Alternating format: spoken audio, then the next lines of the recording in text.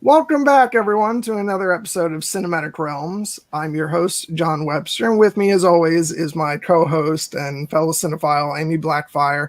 And we're joined today another episode of Cinematic Realms. I'm your host, John Webster, and with me, as always, is my co-host and fellow cinephile, Amy. I'm hearing an echo. Are you guys hearing? Yeah. It sounded like someone who had it on a different device. Playing. That's happened to me before, so I totally get it. Always have your phone turned completely down. That's the trick. If anybody has YouTube open, please close it. It also works if you use headphones as well. Yeah. Okay, so let's start again. Joining us today, we have the lovely Carole Brown. We have Cecilia from, let me see if I get this right, Geeksterilia. Yes. Is that correct? And Dan from Voice of Geekdom. Thank you guys for coming. We're talking about The Lord of the Rings, The Fellowship of the Ring today. And I have honestly been waiting like all year to talk about this movie because I wanted to wait until December because that's when the movies came out. And it's very, brings back a lot of special memories for me. But the downside of that is I've been chomping at the bit to talk about this. So I'll just start off by and we covered this a little bit with Carole and Dan on the animated Hobbit stream we did, but how did you guys come to Tolkien and the Lord of the Rings? Whoever wants to start first. I can start. Nobody wants to. Go for it. I was saying I can start. I don't personally. Let's go ahead. I don't remember life before Tolkien. I don't remember life before Tolkien personally. That's a really difficult question because it was like the first book I read, pretty much. So. Okay. Yeah, what was the question? Oh, Joker. It was a opportunity in my English lit class, and we had the hardest English composition teacher in the whole high school, and she was offering a course in biography fiction seminar. I was like, wait, I get to take a class and read books all day? Bet.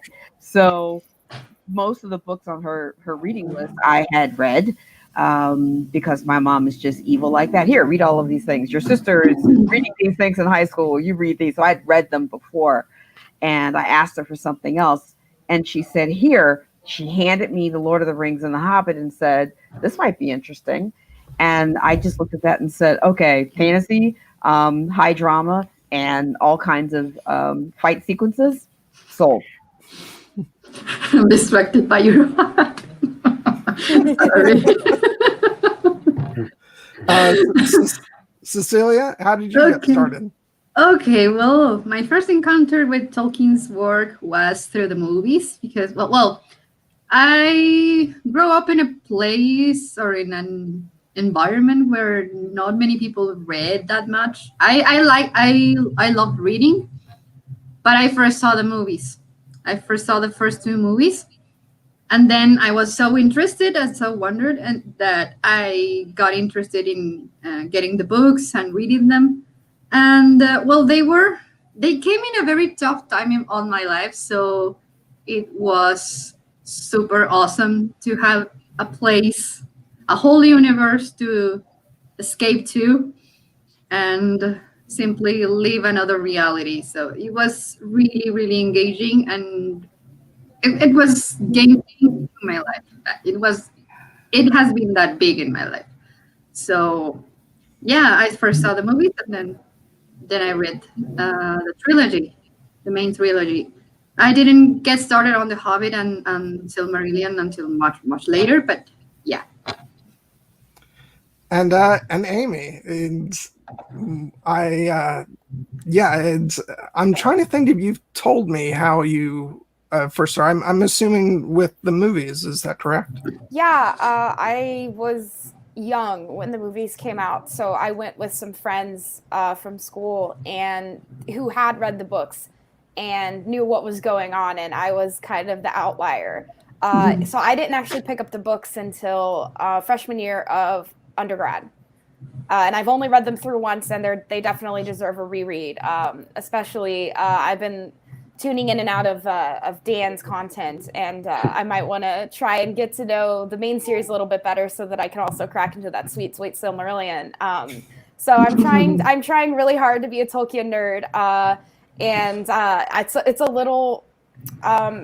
it's a little intimidating because I do science fiction and fantasy studies. So I've read a lot about Tolkien himself and a lot about the kind of how other people have been influenced by him. And because of that, it's kind of like something that I don't want to touch unless I'm really, really invested in, because so many people have done a lot on them. So I've picked up a lot about Tolkien just by reading about him through secondary sources.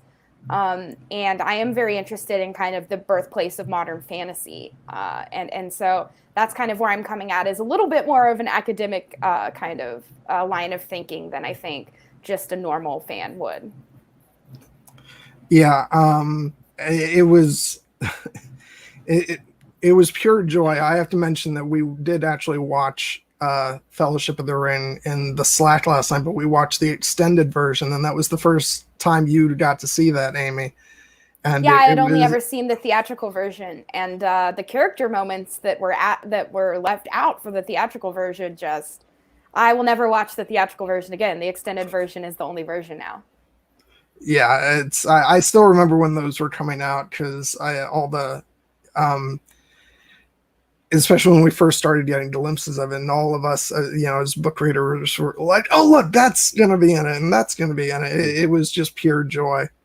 But I want to now move on to just like first experiences of seeing this movie. I know that when I spent the whole year looking forward to it, it was like a snowball effect. I had read The Hobbit in, I think, 10th or 11th grade.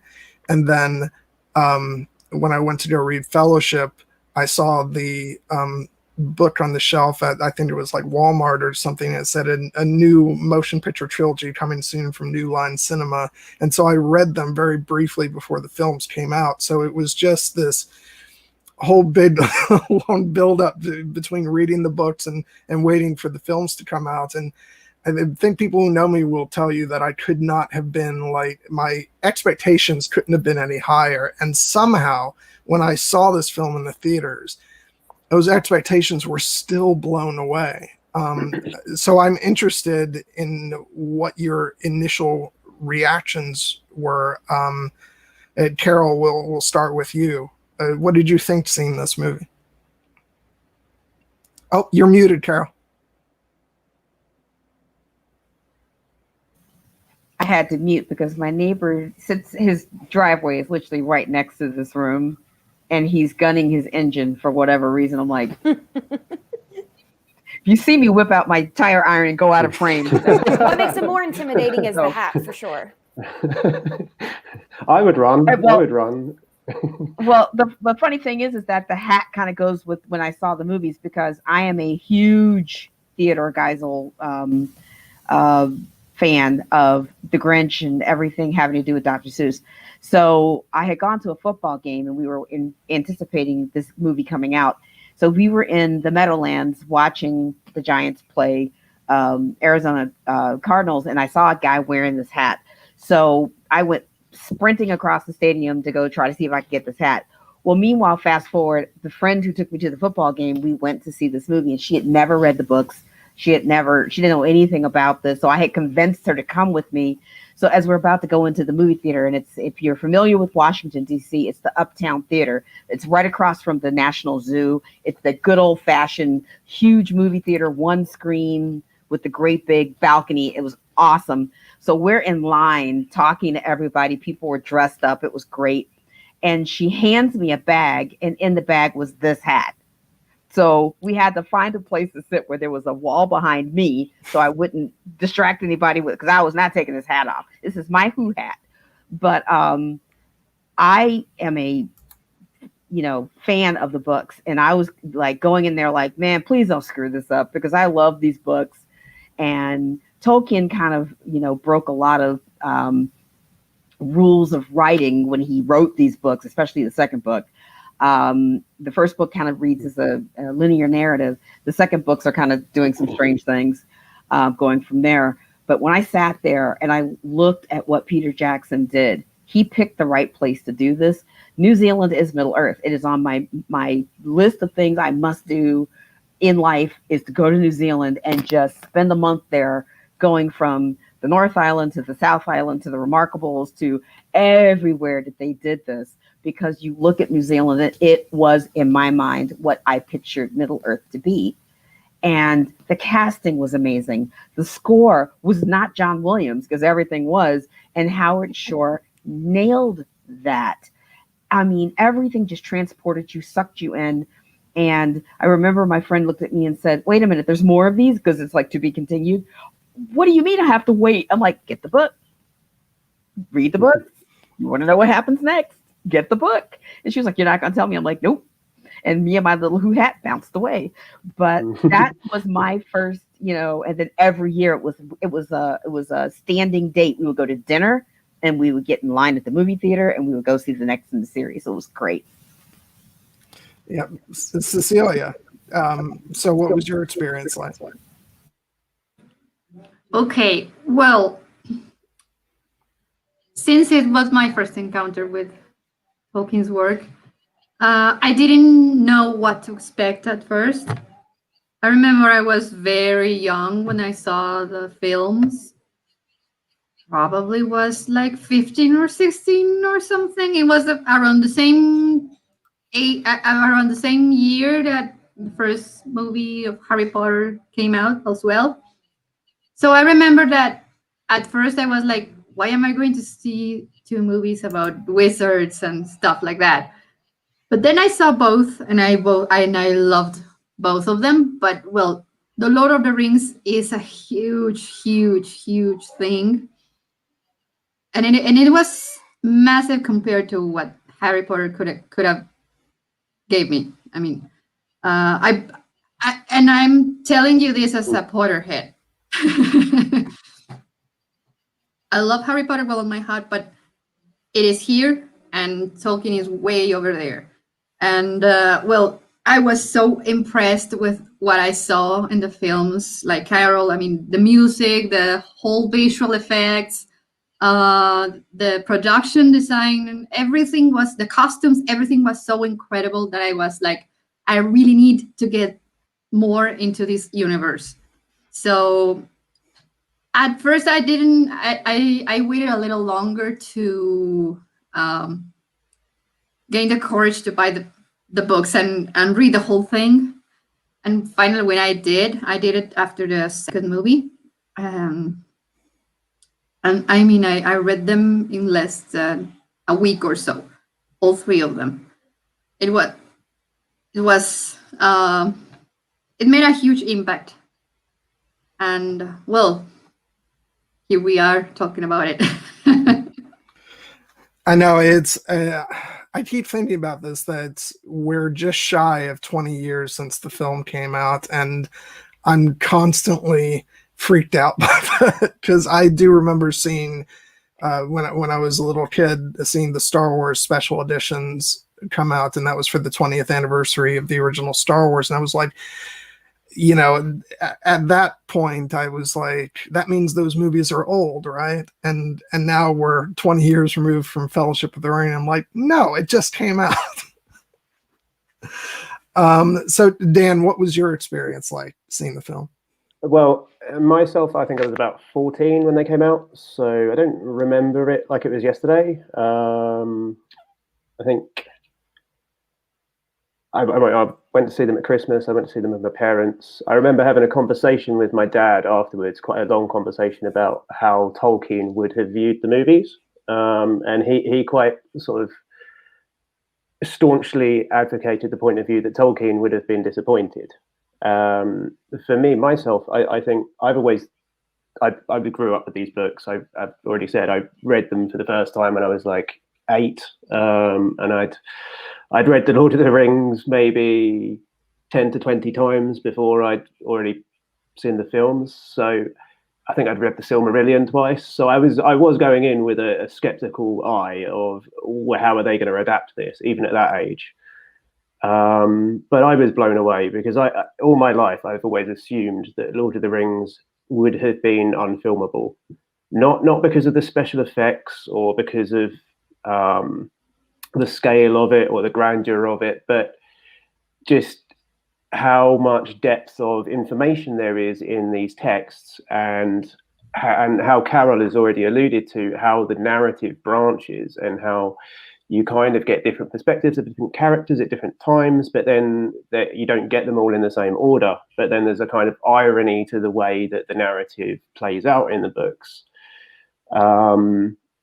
where we pick up the story with Sam and Frodo at the end. Well, I'm getting ahead of ourselves. This isn't the Fellowship, but, but I'm talking about the trilogy here because, as always, I talk about these films as being one long film, which I know that you agree with, John. But yeah, I came out of the cinema and I remember saying to my no, Dad, I think Tolkien would have been impressed with how well they've done here, because you can't put Tom Bombadil in this movie. You can't get everything in there, but you can get the feeling right, and they nailed it. And yeah, the separate elements come together. Like the music is some of the best music that's ever been put in film. Maybe I should do a stream about. Maybe I should do a stream about the music. Yeah, maybe that's a good idea. If you do, I'm there. A 3-hour long streaming about the music. He did, he did a 3-hour stream, perhaps with someone who's knows their stuff and has worked, maybe written a book, perhaps. Yeah. By the way, if anybody didn't see that, you can check out my interview with Doug Adams, author of the music of the Lord of the Rings films. So go check that out if you have a passing interest in Howard Shore's score. Sorry. And your plugging for that stream was retweeted by the one and only Serena McKellen. Yeah. So we're like 3 degrees removed from I was tempted to say hi, like write a comment like, Sir Ian, if you're watching, hi. But I just contained myself and I didn't do it. I kind of regret it, but yeah. Yeah, I think at one point Doug was like, if Ian's still watching this, I'm like, still like, what? Maybe he was he tuned in at all? If he was, that blows me away. Anyway, sorry to get off track, Dan. John, we've all told you how we reacted to the movie the first time. Yeah. How did you react to Sir Ian McKellen knowing that you exist? What did you do? Well, it was funny because I hadn't slept that well the night before because it was in the days leading up to the stream, which I was really nervous about. And so I had gotten up that morning, but then kind of drifted back off, to sleep for a while. And all of a sudden my phone started going off with like notification after notification. And I'm like, what the heck is going on?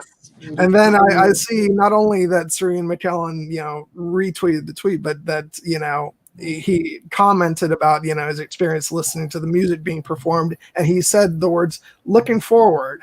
I'm like, what? I was like that. And when I saw that tweet and I was like, Yeah, so I was thinking about making a Sir Ian McKellen troll account on YouTube and turning up, but I didn't get around to doing it. I had to check and see that he had the blue check mark. I was like, okay, no, it's a fan page with a lot of followers. I was like, nah, he has the blue check mark. Holy crap.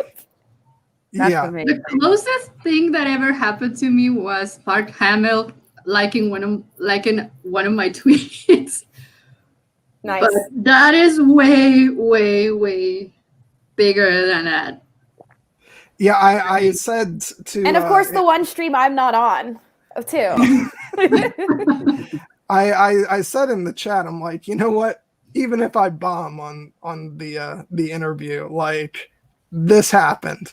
Sir Ian McKellen is aware of my existence. I'm cool. Exactly. You've been blessed by Gandalf and Magneto. Oh, yeah. Yeah. So no, screw it. But yeah, there's no really saying how much that meant to me, just because, you know, his performance as Gandalf means like so much to me. There's a part, you know, I always talk about with the beginning of the first film, and I think it just shows to his superb acting, where it's after, you know, Frodo and him have gone on the cart ride through Hobbiton, and Frodo says, "Well, Gandalf, I'm glad you're back," and he says, "So am I, Frodo," and then he just kind of softly goes, "So am I," and that always to me feels like he's the proxy for the audience in that moment, because I feel like, especially for book fans, seeing that film for the first time, it's like it gives you that feeling like this is the Shire that you know and love, home. And that whole like opening sequence, with again mentioning Howard Shore's music, that concerning hobbits, it's so beautiful. And I will say that as much as the extended versions are my preferred versions of the films, I don't think there's any beating that original edit of those opening minutes in the Hobbiton. Just the way the music plays over the whole thing, and all the beats. I'm just constantly in awe of the way they they pulled this off. And that line that Gandalf says as well there, that you just picked out, the line about "so am I." He kind of, the clever thing about the way they adapted it is they did a lot with very few words in terms of introducing characters, because the way they introduce Gandalf there is, you know, "Oh, I'm glad to be back in the Shire," you know, and that's the message we get, and what we take from that is that he has a hectic, scary, dangerous, dark life where he's always putting himself in danger. You know, you can tell that he's just relieved to be back somewhere where he feels safe. You know, you get a sense of who Gandalf is straight away, and they've done that with just one tiny line. That's kind of. Go sorry. ahead. Go ahead. No, go ahead. Oh, well, okay. Well, the Shire kind of feels like home. So when he says that line, you do get that feeling, and that peaceful little place on the Middle Earth. It really is a big contrast between the Shire and the whole other universe. And you can feel it in the music, you can feel it in the colors that you're seeing, and the color palette of the film. And I think that complements with that line that Gandalf says at first. That relief that he feels whenever he is in the Shire.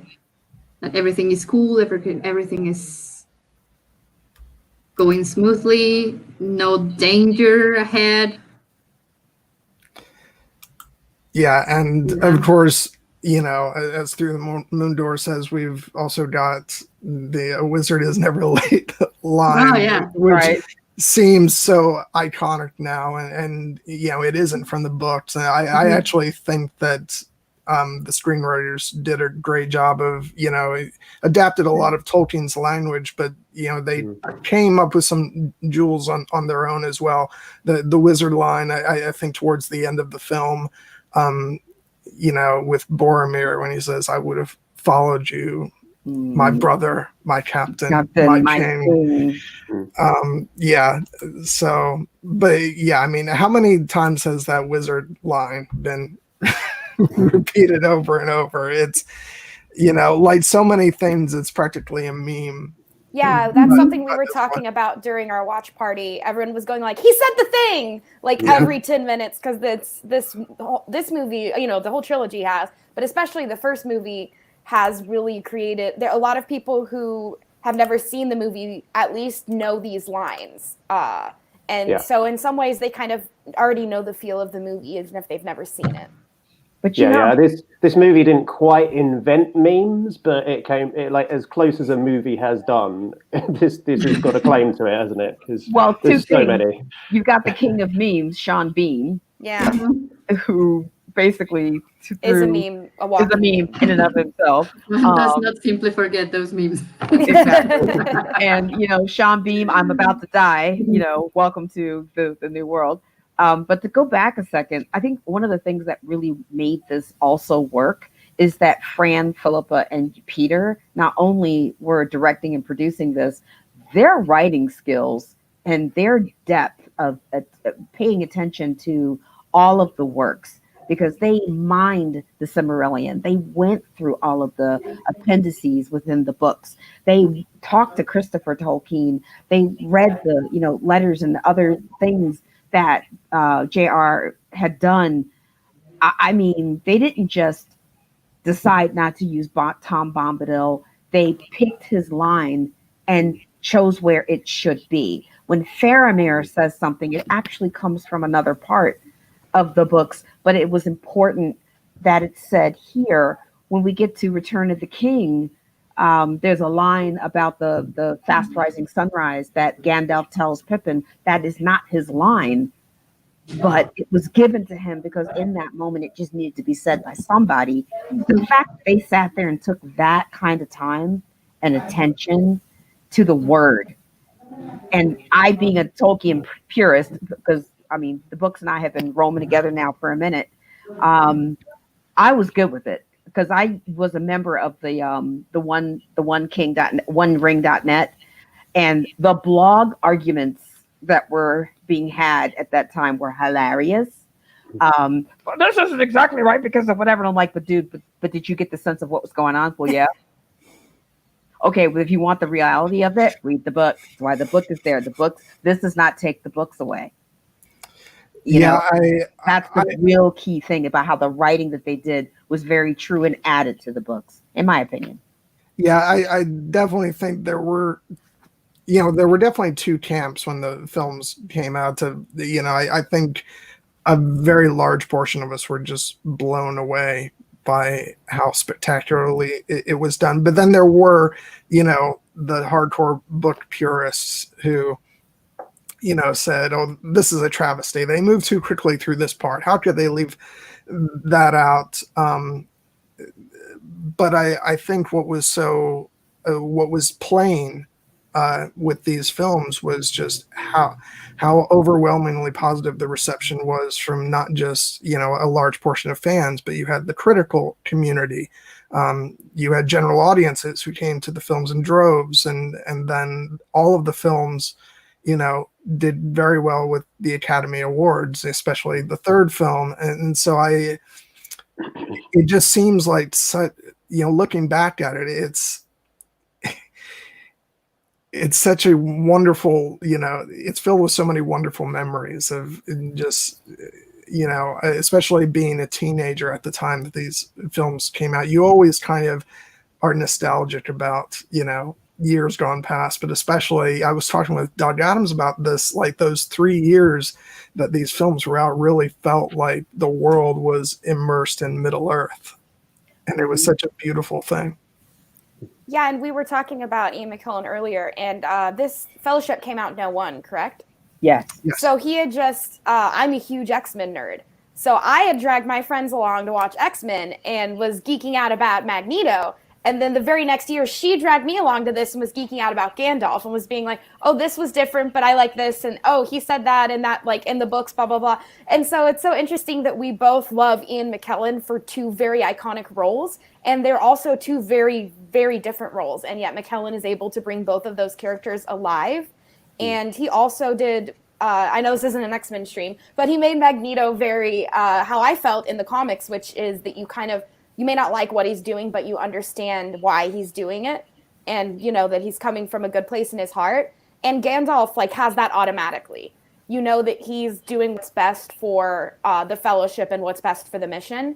And, we're obviously going to get into the actual scenes, but, I was watching it not knowing anything. And so when he fell off that bridge, I was like, you can't kill Magneto! I was like, you can't have this amazing character, right, as Gandalf, right? You can't have this amazing character and have one of the best actors ever and then just kill him. And, of course, that's not exactly what happens as we find out. but that's my favorite. Talking about memes, my favorite meme is the "You shall not pass," which I use every time around this time, actually around finals time, when students are constantly emailing me asking if they could pass the class, even though they haven't done the work. I want to just email them this scene and be like, "What do you think?" Yeah, I mean, I love that, because there's even that clip of Ian McKellen doing that himself, where he opens up the window and, he says something about finals and anything. He says, "You shall not pass." Well, actually, that scene, now that you mention it, it was really, really strong for me. Well, exactly for the reasons that you said.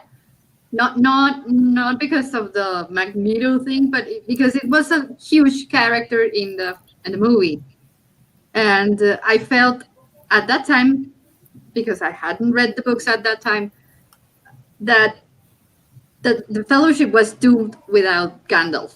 That's what I felt, and that's what you see afterwards when they all separate and go different ways. I was like really worried about those characters. So when I saw him in the second movie, spoiler alert for those who hadn't seen it, well, he comes back as a white wizard, and it was so beautiful. And like I said, I hadn't read the books until after the second movie, so that experience was, and that shock when I saw him fall was real. And I mean, just like, even if you know that Gandalf is coming back in some form, it doesn't make the moment any less amazing. Especially, I went to the live to projection concert back in 2009 in New York. And especially watching the music being performed live for that scene, where you actually have the soloist, like, singing out, after Gandalf has fallen, and the Fellowship runs out, the other side of Moria. It's just so beautiful, and the way it shows, like, the Fellowship grieving in that moment, that pan down to Pippin as he's just like sobbing uncontrollably. It's like, I saw the movie, I knew Gandalf was going to be coming back in the next film, but it's, I was just overcome with emotion at that point in the film. It's classic. There's a lot of duality in the strong characters in their casting, because Amy mentioned, Gandalf also as Magneto and Ian McKellen, but I was thinking about Hugo Weaving in the dichotomy. Hello, Mr. Anderson in The Matrix, but then here he is as, Elrond. And then you're looking at Christopher Lee, who has been just about everybody, but at the same time was Count Dooku. And Peter Jackson is famously known for saying, when Saruman and Gandalf get into it at Orthanc, he was like, "I didn't want these two old men doing all this magic. I just wanted to knock down, drag out fight." But yet you pick the Jedi Knight with the blue force lightning, and you pick Magneto with powers, and they're fighting each other. So it's like, you kind of are doing it, Peter. You just don't get it. But we, the fans who are looking at the meta aspects of it, are just like loving it. It's like, wow, Dooku versus, Magneto, in the most beautiful sense of how they were cast, how they acted, how they perfectly played off one another. And even Ian Holm, rest in peace, Sir Ian. Yeah. Ash in, the first Alien, and here he is as Bilbo. Perfect. Pretty much the same character. Perfect. Oh, come on. He didn't rip his head off, and there was, little blue things and, milk falling out, but pretty close. But also, the original Frodo, the BBC radio Frodo. He was. Yeah, which, by the way, when I found out about that, I lost it. Like, having an entire radio production of Ian Holm as Frodo, I loved every second of that. That was fantastic.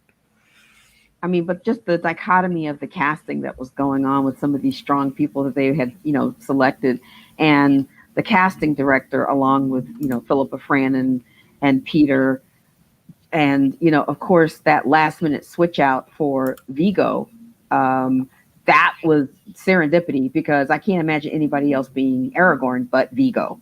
And I'm sorry, but Viggo is Aragorn. I mean, do you look at his life and what the man has done and the 85 languages he speaks and his humanitarian aspects, and even his son Henry is involved from being a little boy up until, you know, the very, very end, when it was his last casting, I mean, his last scene. And there's his son watching his father doing this, and he had to convince Viggo to do it. Yeah, yeah. You know, I think I remember seeing an interview. I think I remember seeing an interview with Viggo where he talks about how he took the role, and it's his son that convinced him. And he'd never read the books, but he was like, "But I am really into Norse sagas, so I thought I'd take a look at it." And I like, "You're into Norse sagas, but you haven't read Lord of the Rings." I just love the fact that Bob Anderson sung his praises, because he'd never touched a sword in the scene when he's fighting at Weathertop.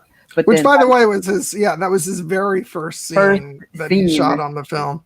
And he talked about in the extras about how when he arrived, you know, on set, all the Oryx, the stunt people, were on one end of the practice hall, and they all ran up on him or were vibrating in front of him, all the Maoris, and he was like, "Welcome to Lord of the Rings." He was like, "What did I just do?" But then he just said, "Okay, let's figure this out." And 15 months later, I think Bob Anderson even said he was one of the finest swords people he had ever trained. And coming from Bob Anderson, who is the swordsman, that was high praise right there. It was high praise. So I can't think of, in the original trilogy, of a single sour note on casting, writing.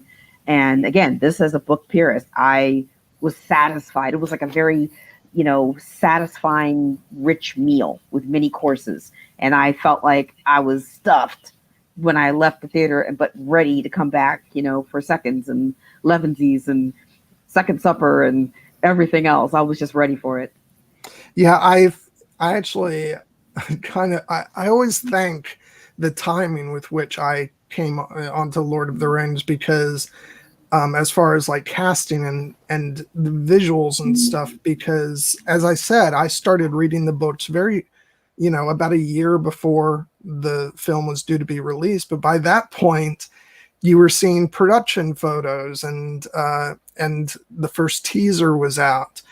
And so as I was reading the books, it wasn't completely formed by, the films, because I hadn't seen them yet. But like when I was reading the book, I pictured Aragorn as Viggo Mortensen. I, pictured Frodo as Elijah Wood, so forth and so on. So by the time I saw the films, it was literally like the pages of the book coming to life for me, because I had already associated the characters with certain faces. I think, and speaking of faces, I think probably what really gets me with this movie, and especially because I watched the theatrical version and then the extended version on a much larger TV than I'm used to watching, and so I really saw a lot of detail in the facial expressions. The little tiny little things that Gandalf would, do with his face, especially when he's kind of worried about something, right? Right before he goes off to see who he thinks is his friend, right? To figure things out. He's like, "Oh, don't worry, Frodo. Like, I don't know what's going on, but I'm going to figure it out." And then he's like, researching with his tea. And I'm like, oh boy, as a grad student, I can really relate to that. And then you have Frodo, of course, when they lose Gandalf and I believe it's Aragorn that's like, "Come on, let's keep going," and everyone's like, "Can you just give us a second?" And they're like the eye, and when Elijah Wood turns around and his eyes are, that scene gets me. And if you're able to watch this, on the largest screen you can find, I saw it when I saw it in theaters. I was like, "Oh yeah, good acting," but I was like 8. I didn't know what was going on. Also, I was just confused by the names because I hadn't read the books. So I was like, they're going where? By the mountains of what? And so now finally watching it, I was like, oh, okay. I kind of have a map in my head. So because of that, I wasn't so who is who and where are they going. I was able to really focus on the little tiny details of the facial expressions and the way that they deliver lines. Like John has already talked about so am I, right? This kind of these like small little things, and the things like, is it secret? Is it safe? Just really well delivered lines that are iconic. Here's your map, Amy. Yay! Okay, so Erin has a question. Who's your favorite member of the Fellowship? Amy, we'll start with you this time. It has to be Gandalf. I think it seems like too easy of an answer, but it is. And because I saw the movies first, I love Ian McKellen so much. It's so hard for me to think of anything else than that. I would say it's Gandalf, and he's really important. If you're like, pick another one, then it would be Legolas. Shocker. Orlando Bloom. What can I say? I'm a thirsty girl. When we talk about pirates, it's going to have Keira Knightley and Orlando Bloom. I'm just going to faint. We're literally going to be like, welcome back, movie lovers, and then I'll just faint. And that's basically what's going to happen when we do our pirate stream. So, because I can't take Keira and Orlando on the same screen. Oof. Anyway. Carole? Yeah, I'm there for the music. Y'all can have them. All right, more from me. Carole, your favorite character, member of the Fellowship? It would have to be Aragorn, because I love that he went into that as Gandalf asked him to help. If you go through the books and you understand that when Gandalf went to figure out what the heck was going on, he ran into Aragorn and they were talking. But then he comes back and he's like, okay, I'll watch out for these hobbits. The fact that he was watching out for them, but he knew when he got to Rivendell, he was like, okay, I've been running from this my whole life. I know my history. I know my backstory. I understand my ancestry. I really don't want to do this. But he's this reluctant hero who just gets it done and doesn't go into it for the glory, in a sense that it makes him the perfect foil for the ring not influencing him. Which actually, and I think that was a brilliant choice on the part of the screenwriters, because Aragorn is rather different in the book. I think it's a testament to changing times, because in modern times, we love our reluctant heroes. So I think that makes him more appealing to a modern audience than the character in the book, who instantly has, Narsil on him. He pulls it out and he says, I am the heir of Isildur, and this is the sword that was broken. He's, very confident in his objectives and what he's trying to accomplish. But, as I said, we, cheer for the hero who has to, go on that journey and find the confidence within themselves. Yeah, and what they did with Aragorn works, because when we meet him, it's not too far off what happens in the book, really. But in the book Aragorn kind of like, he's kind of playing a part, in that he's playing the part of a scoundrel from the wilderness who's like kind of not entirely trustworthy. And in the movie, they kind of had that be who he is more, really, I suppose, rather than that being him playing a role for the sake of getting the hobbits to trust him at first. Because I think book Aragorn, if he'd have come and said, I am the heir of Isildur, the hobbits would have probably run away. So it wouldn't have worked in the book. But yeah, what they did there kind of worked. But it takes Aragorn quite a long time to, movie Aragorn, that is, quite a long time to sort of become who he is. He's got a longer character arc. Which I think in the Fellowship of the Ring book, we get quite a lot from Aragorn, where we get like his choices at the end, and then the next book you get kind of like quite a lot of his choices and his point of view and his perspective. So that he's like unsure of himself and his like choices and stuff. So he's still got challenge there. But like if you adapted it perfectly, you would have a character that was deeply unlikable on screen, because he seems outwardly very sure of himself, which I don't think would have worked, really. But yeah, that's the whole thing about the Lord of the Rings being unfilmable, but also you get the mood right, you get it right.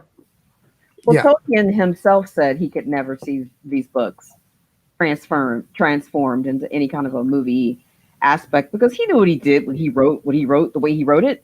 He knew it. But it worked. What he wrote works in the book. And I applaud again the writers from looking at it and saying, we're going to have to deconstruct what he did in the book and movify it and come up with some sort of a chronology, because where certain things fall in the movie don't fall that way in the books. And if they had filmed it that way, it would have made absolutely no sense. And even, book purists would have looked at that and said, I might have reordered that if I'm watching it, but if I'm reading it, it's a different experience. So I've had many a debate with people who want to argue the merits of, transitioning a book to a visual format. Is think about this in terms of, and again, a brief aside, one of my favorite, you mentioned comics. I love Spawn. Timothy McFarland, all of that, love Spawn. Spawn in the comic books, his cape was a lot of who he was. You can take liberties with how that cape is a character, sort of like Doctor Strange with his cape, where the technology when they tried to bring that to live action didn't quite work. The cape wasn't quite working the way they wanted it to work. But then come forward to Doctor Strange, that cape is a character. When the cape is sitting there on Endgame looking at, Peter Parker who's going through all of this, and the cape is like, Did you see that? Did you see that Rick and Morty episode where Rick has a cape and he says, no. he says, "Cape, rip off Doctor Strange," and it does. It does the thing that the Doctor Strange cape does. It's brilliant. So yeah, it's just getting into honoring the book and the intent of the book, but then owning it as far as it's this movie thing, its own new extra, aspect of it. And I was very pleased when they did the extended version, because Peter Jackson makes a joke in one of them in the commentaries about, maybe a enterprising fan will take this and do a 25-year anniversary intercut. He's just like, I will not do this again. I will never do 3 movies at one time. And then he did it again. And he probably does it again. I know. But if you think about it, if you look at what George Lucas did, that was brilliant what George Lucas did at the time. And then you look at the fact that Peter Jackson took that, but then realized for continuity's sake and keeping your main characters engaged and hired through all of principal photography, that was almost a 20-month process, 15 of principal photography, and then subsequent pickups that happened after that, and the laughing of, gee, I'm so glad we went to the digital, because they were literally doing the last edits as they were snatching the film out of their hands for distribution. It's one of those aspects of, I really appreciate the art form of the way they did this movie, just as I appreciate, the significant literary significance of the books. Right. Yeah, I mean, as far as the production, especially with the all the appendices, the behind the scenes documentaries, they were literally like my film school. Most of what I know about the filmmaking process comes from watching how these films were put together and listening to all the audio commentaries. So, which, by the way, it behooves me to mention, if you haven't immersed yourself in all the great content that's offered on those extended DVD packages, there's hours upon hours of behind the scenes material, 4 commentary tracks for each film. We lost Dan for a second. Hopefully he comes back. But yeah, there's a commentary track with with Peter Jackson and his writers, and there's a commentary track with the cast, the design team, the post-production team. There's literally no stone unturned. So anything you want to know about how the films were put together, you will find out from all that bonus material. Right. Yeah. Well, and Cecilia, we didn't get to you. Who's your favorite member of the Fellowship? My heart is divided. I have to tell you that. Because on one hand, we have Gandalf, and Gandalf is sort of like the father figure of the whole Fellowship. And when they lost him, the whole thing went bananas and everyone parted their own ways. So you can see how important he is in this group.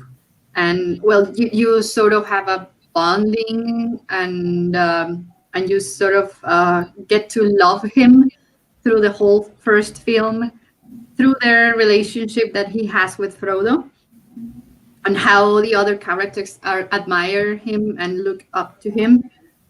But then you have Boromir, who is a troubled soul, a troubled character that has a real conflict with himself. He wants to do things right for Gondor, and he wants to use the power of the ring in order to restore Gondor to its glory, to its former glory. And well, you can see that his intentions are good.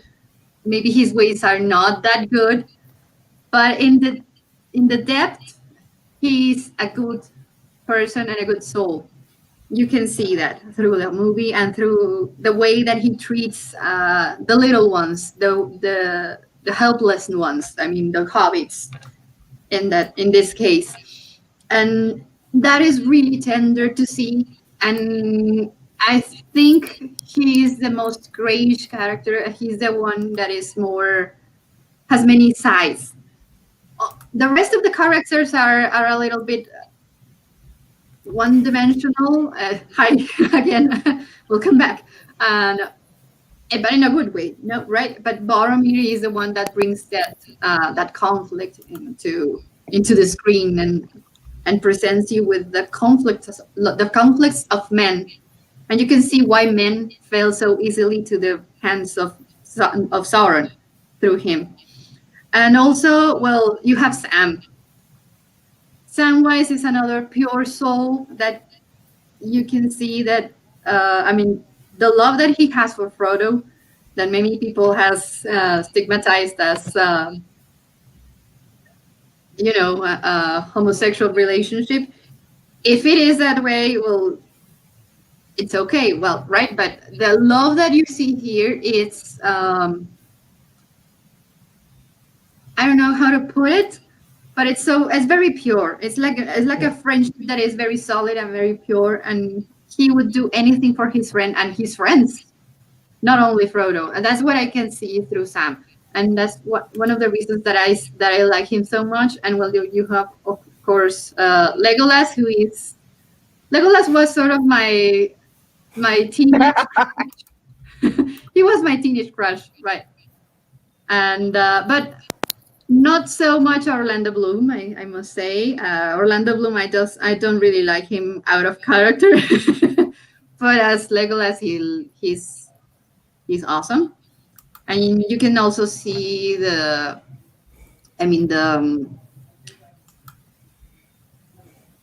skills that elves have over humans and over other species in this universe. They are truly they do truly portray elves through Legolas as superior beings.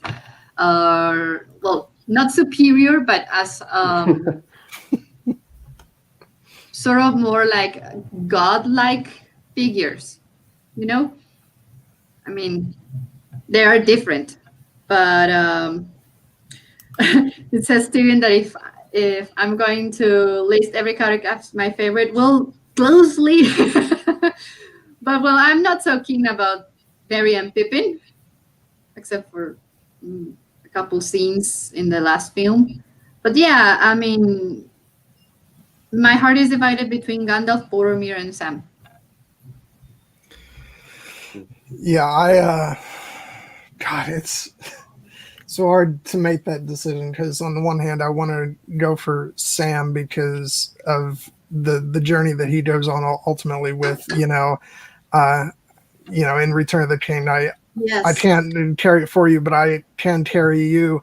The way I'm going to cheat out of this is the fact that moment comes in film 3, and since this is a film 1 stream, I'm going to go with Boromir, just because, I mean, I forget who said it in the watch party last night. So forgive me, whoever it was that said that, but the fact that I think it was Micah actually, he said that they made him the most human member of the Fellowship. It would have been really easy to make him sort of a one-note character who betrays, Frodo, and it comes off as more like a villain that's left to his father. But Boromir is just so human, and we feel for him so much, so that in one moment, he falls prey to the ring and he tries to take it from Frodo. But then, once he recovers from that moment of weakness, then we have him charging to the defense of Merry and Pippin, and I love that shot so much. It's the hero coming into frame, and it's like we're cheering for him, and then we cry when as he's laying there dying, and it takes 3 arrows to take him down, and he still keeps going. Yeah. It's kind of like, you know what? I'm going to get 2 more of these MFers before I go down. And that's just, he could have just said, okay, I tried. I'm going to just die now. Yeah. But he kept fighting. He's also the one who asked Aragorn for a moment for the Fellowship after Gandalf's passing. He is the one who understands the most human emotions, because with Aragorn is a great character, and they do a good job of portraying his conflict, right? But it's more like a duty sense, his drive, and it's not very much like the human emotion, like true human emotion, and you can see that through Boromir. You can also see Boromir's impact because it resonates through all 3 films, even though he gets killed in film 1, and even in the books when he gets killed, because it's not until you run across the crazy that is Denethor that you realize what he was holding, because he realizes that there's something wrong with his father. Not quite what, but he knows something's wrong. But he also knows that for his people, for Gondor, he has got to keep it together, hold it together, and try to lead. And then for Faramir, his brother, who is being treated horribly by the father, Boromir is carrying a lot of things. And also, I kind of thought about it in terms of a joke I usually make about Gondor, but it kind of plays into this. I'll say this and then I'll tell you the joke. He makes the comment at the Council of Elrond. We're the ones camped out the side of the gates of Mordor, battling this stuff on a daily basis. Where y'all? We're the ones on the front lines going through this. Now, the joke I always make is, I'm sorry, wasn't Mordor there before y'all spec'd out real estate for Gondor? Can you please go find the real estate agent who sold you this and said, it's a fixer-upper, and was good, and has interesting views, but, you can just build up the mountain. I can get it to you for a deal. I'll run your credit. You want to put a deposit down? I'm like, why would you put Gondor there? I mean, Mordor is on the other side of that. I mean, and when he was trying to explain to them, you're trying to send somebody into Mordor, and he explains all the horribleness. That is Mordor. Y'all are really crazy. So between Boromir and Sam, it's almost like the everyman, that person who's sitting here going, no, we're not going to do this. Are you crazy? Why are we doing this? But understanding it has to be done. Did Dan give his favorite Fellowship member? I did not. I disappeared. No, really? Well, I guess you think didn't. I answered? What was my answer if I answered? Because I don't remember that. I don't think he answered. Okay, well, go ahead. We were about to move to me, and then I popped out. And then his internet decided to pass away, and then was resurrected. So. Yeah, in this film, I think performance-wise, Ian McKellen is the best of the Fellowship. I think his performance in this movie is his best performance of the 3. I love the scene in Moria with Frodo where he talks. Oh. That scene happens much earlier in the books, but it works really well the way they did it in this. And the speech that he gives Frodo and talking about forgiving Gollum and having pity Wonderful cinema. It's just brilliant. So I'm going to say Sir Ian McKellen for this movie, or Gandalf by extension. Yeah, and, I mean, my favorite character from the Fellowship is Sam overall, but yeah. Sorry, Don. Go on. Without Sam, the ring wouldn't have been destroyed. Yes, yeah, he's pretty much the protagonist by the end of the book, by the end of the third book. Yeah, but going back to that moment with Frodo and Gandalf, I want to mention the beautiful music during that scene. But then Howard Shore tops it by following that scene up with, the reveal of the Dwarrowdelf, and I'm waiting for Erin to chime in and just go, "Oh my God, that scene is so great," because it is. Just the expanse of it. It's something that these films do a lot, which is something that you can't necessarily do in book form as well, where you have these absolutely gorgeous visuals and accompanying it is the score, and it just gives you these breathtaking moments of the scope of Middle Earth. A moment like that, same with the Argonath later in the film, are not moments that traditionally you would say need to be in a movie, because they're not necessarily narrative. They aren't telling you something specific about the plot progression that you need to know, but they are they do expand the world, and they make you feel like you're in Middle Earth, and you get the weight of all the history. Well, so I love it.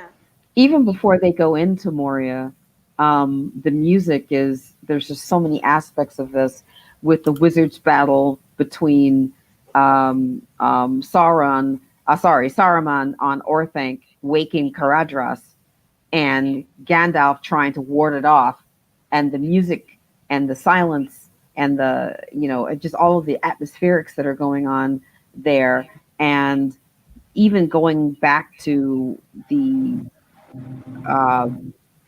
reminiscence that Elrond is having when he is remembering that Isildur could have dropped that ring, into the lava. And still, I'm over here going, okay, but Elrond, you were right there. You just snatched it, flipped it over your shoulder. Oh, oops, I dropped it. But I thought that too. But then again, it's just.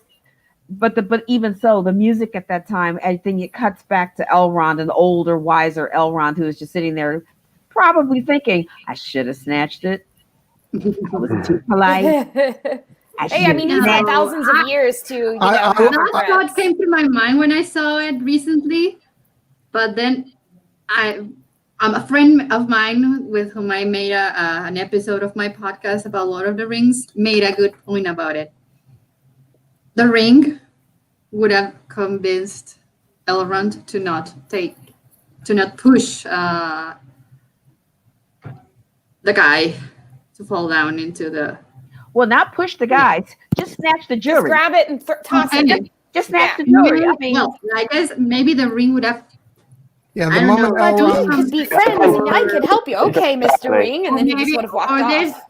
He also mentioned another thing that you couldn't do that a good action through a bad action, or something like that. I don't know. Listen to it if you speak Spanish. Listen to it. He makes a really good point about that. Why Elrond didn't push Isildur? What's his name? Yes. Yeah. Isildur. Yes. And John was talking about that shot in the mines where it's just so expansive, and I think what makes it more impactful for me is to realize how empty it is without its inhabitants. And before we get there, it's Gimli, correct? Who is like, oh man, we're gonna drink, we're gonna have good food, and you you hear in your mind the laughter and the fun times. You kind of smell the food and the good drink, and then to know now it's like a ghost town. And I think that it makes it even more of it's so huge because it's so empty. It's a tomb now. And I think that that's what makes that shot where Gandalf holds up his, kind of brightens it and you can see. I think what makes it more impactful is you kind of picture that people had been bustling and that this had been people's homes. And now it's it's empty. And I think that and what's sad is that we have Gimli's, mourning over his family and over his people. And then right after that, we are mourning for Gandalf. And it's a lot in like the span of 15 minutes. Well, especially if you take and my only gripe about the scene, and I think Erin mentioned it when we were doing the watch party, is whenever they're going over the bridge, like, why would you not take the ring bearer first? Why is he the last? Like, guys, get it together. You're the Fellowship of the Ring. Who's holding the ring? Frodo. He is the most important. Why is he the last? Like, I feel like that was just extra tension that didn't need to be there, but whatever. Well, it absolutely needed to be there because it was great. But also it's just, I mean, I bought that just because of the fact that they were all, running down the stairs, and they're not aware that there's going to be a gigantic, that even more of the bridge is going to fall off and that they're going to need to do this dangerous epic jump. So, I do think it all comes down to sort of timing and bad luck and stuff. And the fact that, yes, it adds tension to the scene. It's great. It twists the knife. So, I was watching the appendices, the movie appendices earlier on. And they made an interesting point there, which I'd forgotten about because I hadn't watched them in a long time, which was that Alan Lee's drawing of that section with the stairs going down in the mines and going down towards the bridge of Khazad-dûm, he draws cracks in the stairway. And the script at that point, when he drew that artwork, just said, they run down the stairs. but Peter Jackson got a load of this artwork and he took that and he saw the cracks that Alan Lee had put in his drawings and he thought, I can do something with that. And then he came up with that sequence, which shows you the influence of the artists and the thought and care that they put into their work, the concept artists. So we're very, very lucky to have Alan Lee and John Howe working on these movies. Yeah, we cannot say enough about their brilliance. And there's a reason why so much of these films, people who saw the films who were fans of the books will say, that's just how I pictured it, because people were looking at the art of John Howe and Alan Lee for years and years. Yeah, I got a really nice edition of Lord of the Rings last year. It's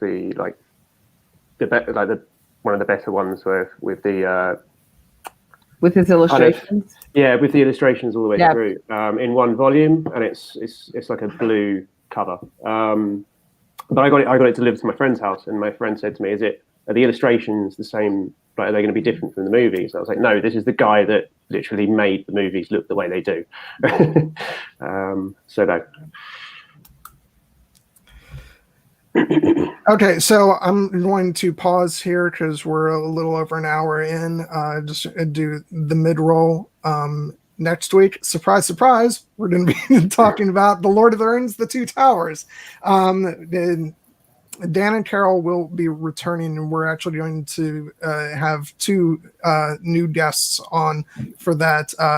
Erin is going to be joining us because The Two Towers is her favorite film. So that's going to be great. And we're also going to be joined by Helen, the Clueless fangirl, which is going to be great. She also, I think, loves Two Towers the most. She told me she was doing the last one. Well, she is going to be doing the last one too, but I moved up the time specifically so that she can join us for Two Towers as well. So can't wait for that. And obviously we'll be doing Return of the King the week after that. And for Christmas, Amy and I are going to be covering the Muppet Christmas Carol. So be sure you tune in for that. Awesome. I love that movie. Amy, what are you working on? I have some stuff coming up. You must be surprised to hear. I'm going to do my stuff I'm going to be on first. So obviously, like John said, I'm going to be on here on Joef. But also on the 9th, which is a Wednesday at 3 p.m. Eastern, I'm going to be on Monaro Geeks TV. I'm going to be on her channel, and we're going to talk about Blood of Zeus, which is an anime right now on Netflix. And I believe Nessie from the Unspun Yarn is also going to be on there with me. So we're going to have a lot of fun of that.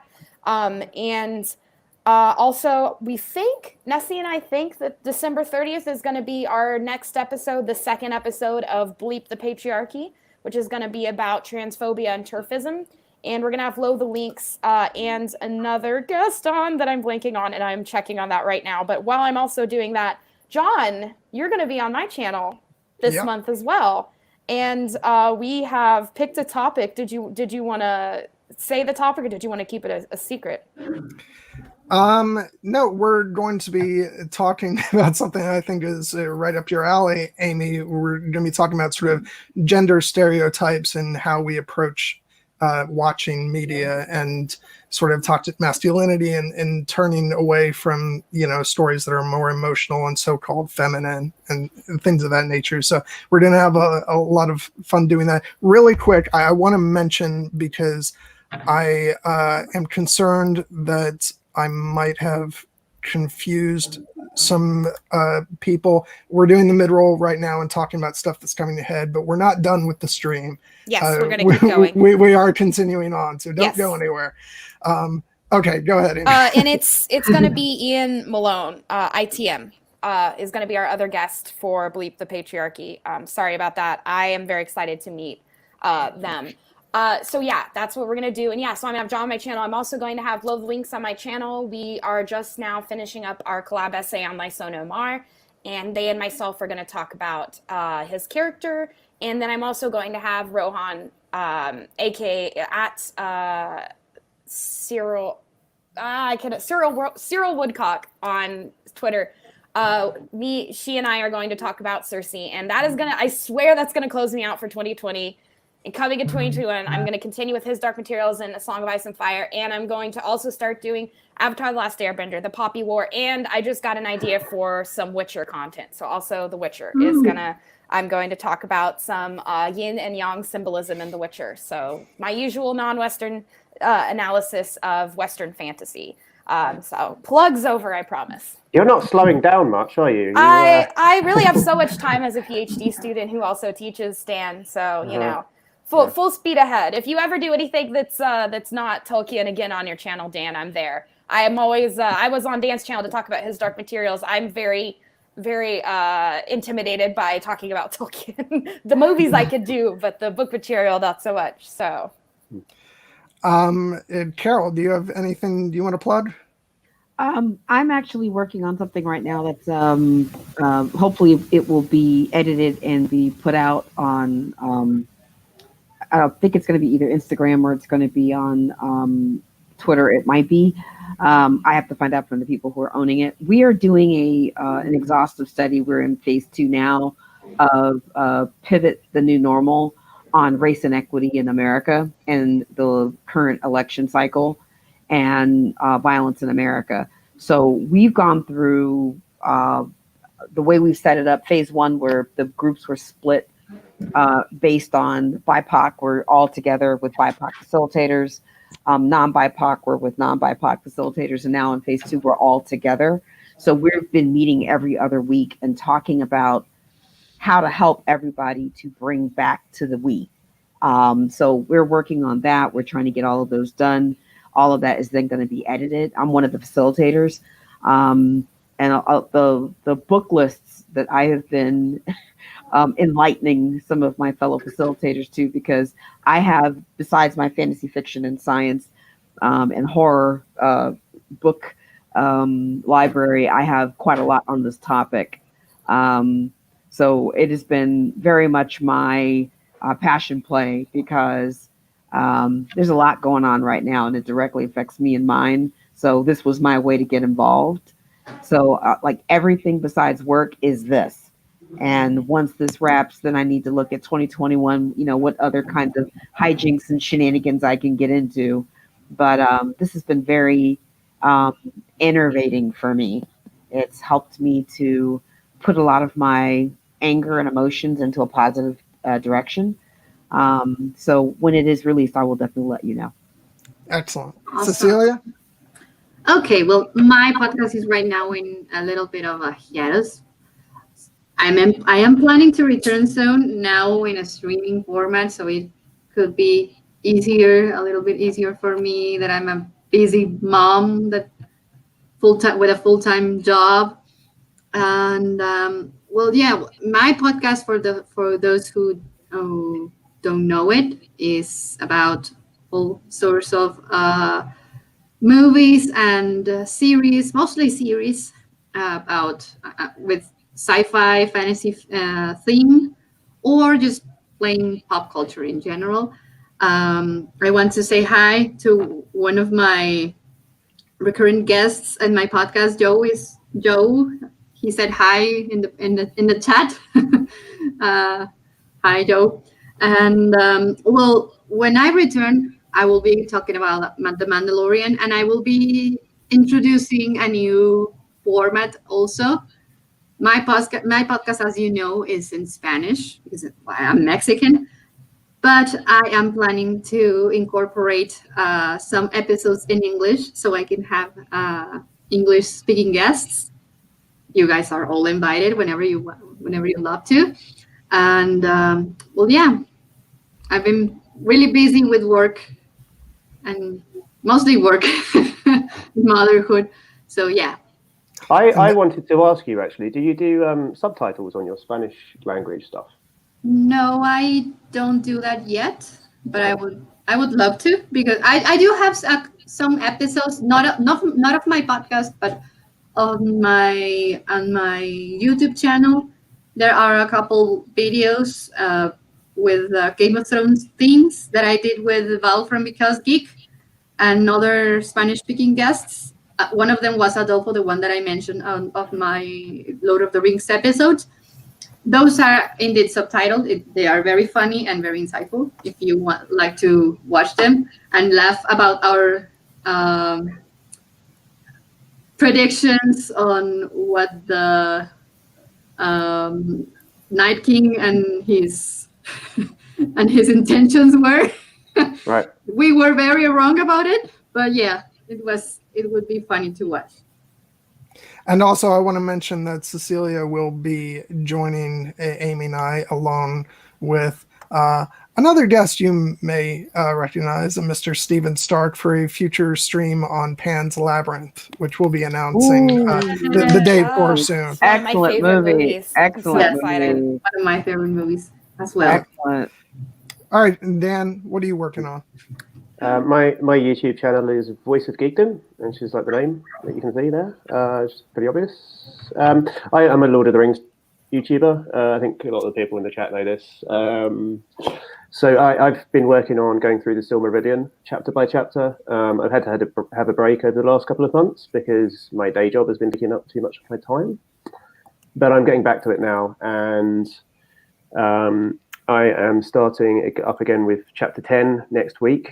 I just recently recorded a podcast with Helen, so she's on the channel. We had a chat about Galadriel, which is very funny as well, actually. So there's like jokes and bad kind of corpsing all the way through the recording, so I kind of edited it a bit with a bit of creativity as well.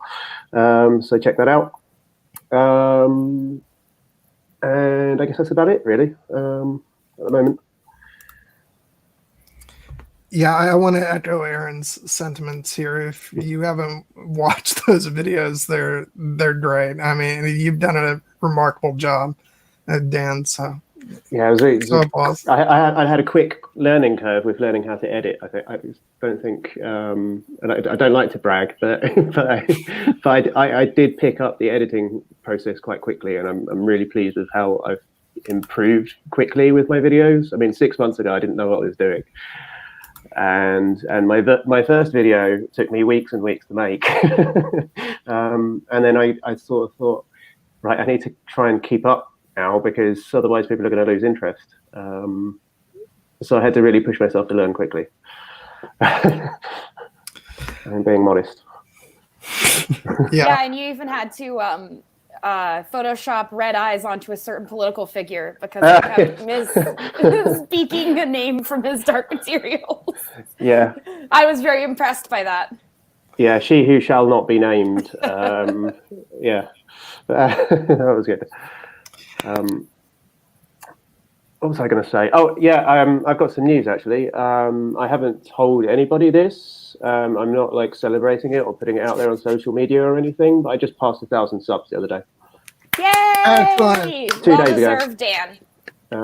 Day before yesterday happened. So, yeah, pretty happy about that. Now all of the powers of YouTube will be at your disposal. Yeah, I'm going to be able to do announcements. So Yeah. hopefully I'll be able to announce next week's stream. So I'll do that. Which, on that note, if you're watching this stream and you like what you see, you can click the subscribe button. It's down there in the bottom corner. Yeah, we're going to be doing Doesn't hurt. a couple more weeks of Lord of the Rings coverage, and then Amy and I talk all manner of movies. We do lots of different stuff, so please subscribe and come back. All right. And just a note about the time, we don't always do 5 Eastern. That's just for Lord of the Rings. We're going back to Saturday at 7 Eastern starting December 26th. Yeah, correct. Now let's dive back into Fellowship of the Ring, because there's actually still lots of stuff to talk about that we haven't even scratched the surface of. There's just not enough time. I want to kind of, we'll move through kind of sections, just hitting some points of the film and just, talk about it. Bilbo's birthday party, which I just think is so good. And really I want to use this time just to gush about Ian Holm as Bilbo, because as much as I really did love Martin Freeman from the Hobbit films, but Ian Holm is always going to be my Bilbo. I love when he's up, next to the party tree and, doing his whole thing. I like less than half of you, half as well as you deserve. It's just so great. What do you guys like about this whole sequence? Well, there's one fun thing that I was rewatching this with the commentary on, and because I wanted to get the quote right. Peter Jackson shot that whole birthday sequence with one particular scene in mind from the Rankin Bass version of Lord of the Rings, with naming all of the families. And then he says proud foot, and he says proud feet with that angle with the foot. He loved that one shot, so he replicated that shot in his movie because he was impressed by the purity of it.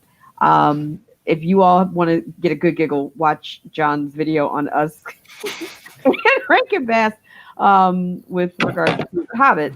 But it's one of those things where how much time and effort and energy went into just the details of the hobbits and the hair and the faces and the party tree and the decorations and the fireworks and just all of the music, and everybody just threw all in, and how he went throughout Matamata, that section of I think it's the North Island, to find extras that would look hobbity.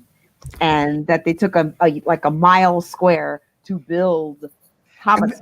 They've got so many good people cast in as those hobbits. There's this one guy who in the commentary they call him like the quintessential hobbit. He's in the birthday party and also in the extended cut, the Hobbits in sort of overture. It's got him about kiss a girl, but then he sees like a cake or something, he grabs it. The cake.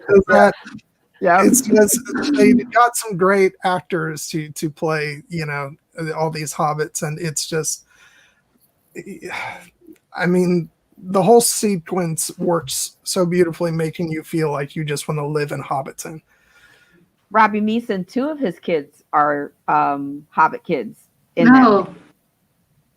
Yeah, so now that you're speaking about the kids, that is indeed one of my favorite scenes of this movie, where they see Gandalf coming and then they're asking him to light the fireworks, and he doesn't do anything, and they're like, oh, and then so cool. That scene is so beautiful and innocent, as the hobbits are. And then the old couple, like the wife and the husband. Is like chuckling, and then she looks at him and he's like, yeah, that's beautiful. And it's interesting how in the extended cut they talk about how most of the stuff that they cut was Hobbiton. So you don't see Sam gardening, you don't see the fields of the different gardens and the different homes and the different colors of the doors, and because they're very proud of what they have, but they're very down to earth, earthy. Who wouldn't want to hang out in Hobbiton as an Airbnb? I mean, I would. There's an establishing shot that they cut out where it's across the lake, and you see the torches heading toward the Green Dragon, and then they go in and they cut that song out, before they have the conversation with the Hobbiton elders are talking about, yeah, man, Bilbo, Frodo, your uncle is cracking, and you're cracking along with them, and we just keep your nose out of other people's things, and that whole Hobbiton feel and vibe, and and looking at Sam, looking at Rosie, and being too shy to say anything, and Rosie's looking at him like, oh my god, that line. And don't worry, Sam, Rosie knows an idiot when she sees one. Does she? Does she? And then he's like, wait a minute, that could be me. That being the implication, yeah. I love it. And then to your point about, the birthday party, when Bilbo is there saying, I like half of you more than I should, the other half of you. It was interesting because in the books, it's a very, sweet, goofy, very hobbity thing that Bilbo does, and it wasn't scary. But the way Peter had Sir Ian Holm portray it is Bilbo, because you hear Frodo say it in the beginning when Gandalf shows up in the cart. Yeah, something's going on with him. You know what it is. Okay, keep your secrets. And then you get there at the party, and there's Frodo looking at him like, okay, something's going on, because what is it? And then he disappears, and he's like, okay, what the heck?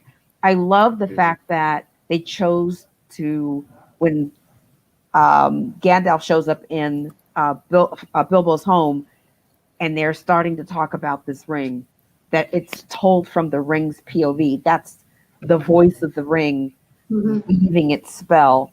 And even in the prologue, they're telling it from the perspective, the POV of the ring, and when the ring betrayed Isildur to his death. And the ring was with Gollum, and then decided, okay, I'm not getting where I need to go hanging out with you. Oh, look, a hobbit, which takes you back to The Hobbit and how he ended up in Riddles and Riddles in the Dark. That whole transaction going on there. I just love how all of those bits and pieces were just taken, dropped, nurtured, but not the beats were hit, but they weren't distracting. It just added to the flavor of the meal that was being prepared. I just loved that in that prologue, as you say, we get this glimpse of the Riddles in the Dark sequence, and obviously we were years and years away from any potential adaptation of The Hobbit. So seeing just that little glimpse of that scene in the prologue, I was like, oh my gosh, that's so cool. And that first shot we get of Gollum in the cave, that wide shot, and he's sitting there and he looks up, and those, even though it's an early version of Gollum, but those I was about to say that there's a different version of Gollum in this movie, isn't there, though? Because they hadn't decided. They had to retcon it. They decided going into Two Towers to actually make Gollum look more like Andy Serkis. Which was brilliant. I remember the first time I saw him, I was like, oh my God, he looked so human, like this deformed, skinny human, different from what I thought of and what we had seen in Fellowship of the Ring, but it was a fantastic choice. Exactly, because if you listen to Galadriel's narrative in the opening prologue, she talks about how this ring, gets a hold of Gollum and then warps him and just withers him away until he's just this shell of what he started as. And even so, you're looking at the fact that this ring has intent. So if we back up a moment in the prologue, my favorite scene was when Sauron busted out in his, custom Beskar armor with his basic wow, and all you see are people flying, and they're like, "Oh, this is bad." I am going to be thinking about that every time I watch the movie now, Carole. I know. Sauron the Mandalorian. Sauron's Beskar armor. I am of the opinion that Dan and John in The Mandalorian, if you're watching the recent, like season, what is it, episode 14 that just came out? I haven't seen the latest one yet. Watch it. It will remind you of Weathertop. That's all I'm going to say. But if I've seen reference to Weathertop on Twitter with regards to Mandalorian, and I immediately looked away. So, in that logic, Sauron would be a Force user with a Beskar armor.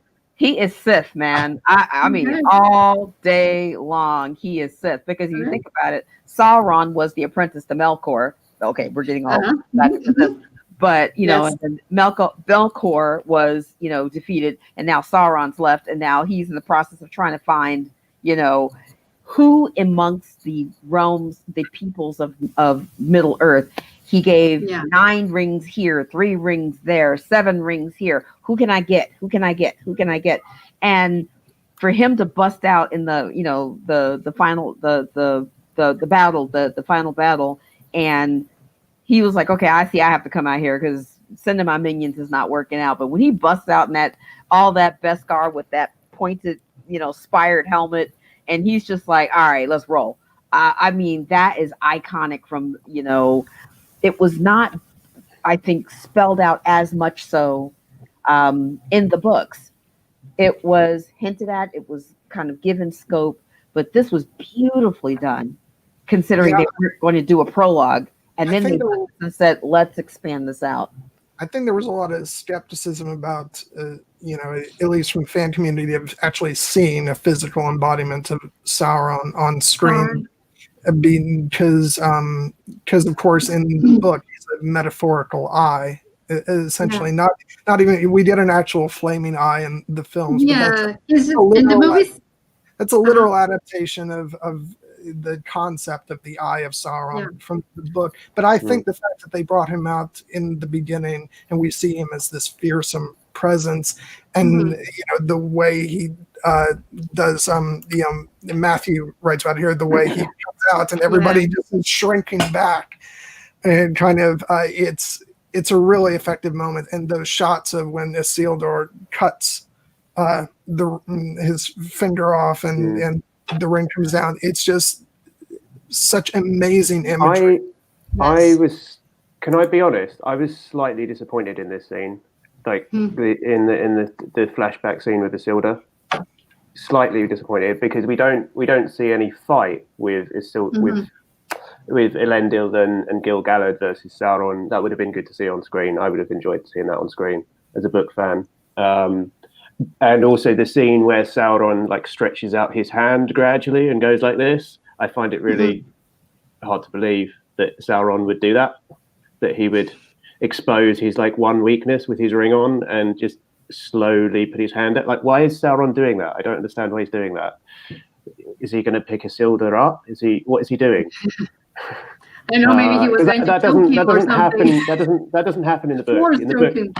In the book, Sauron has a big fight with Elendil, and Elendil dies, and then we're led to believe that Sauron probably was mortally wounded in that fight too, and then Isildur just basically looted the corpse, which kind of makes more sense.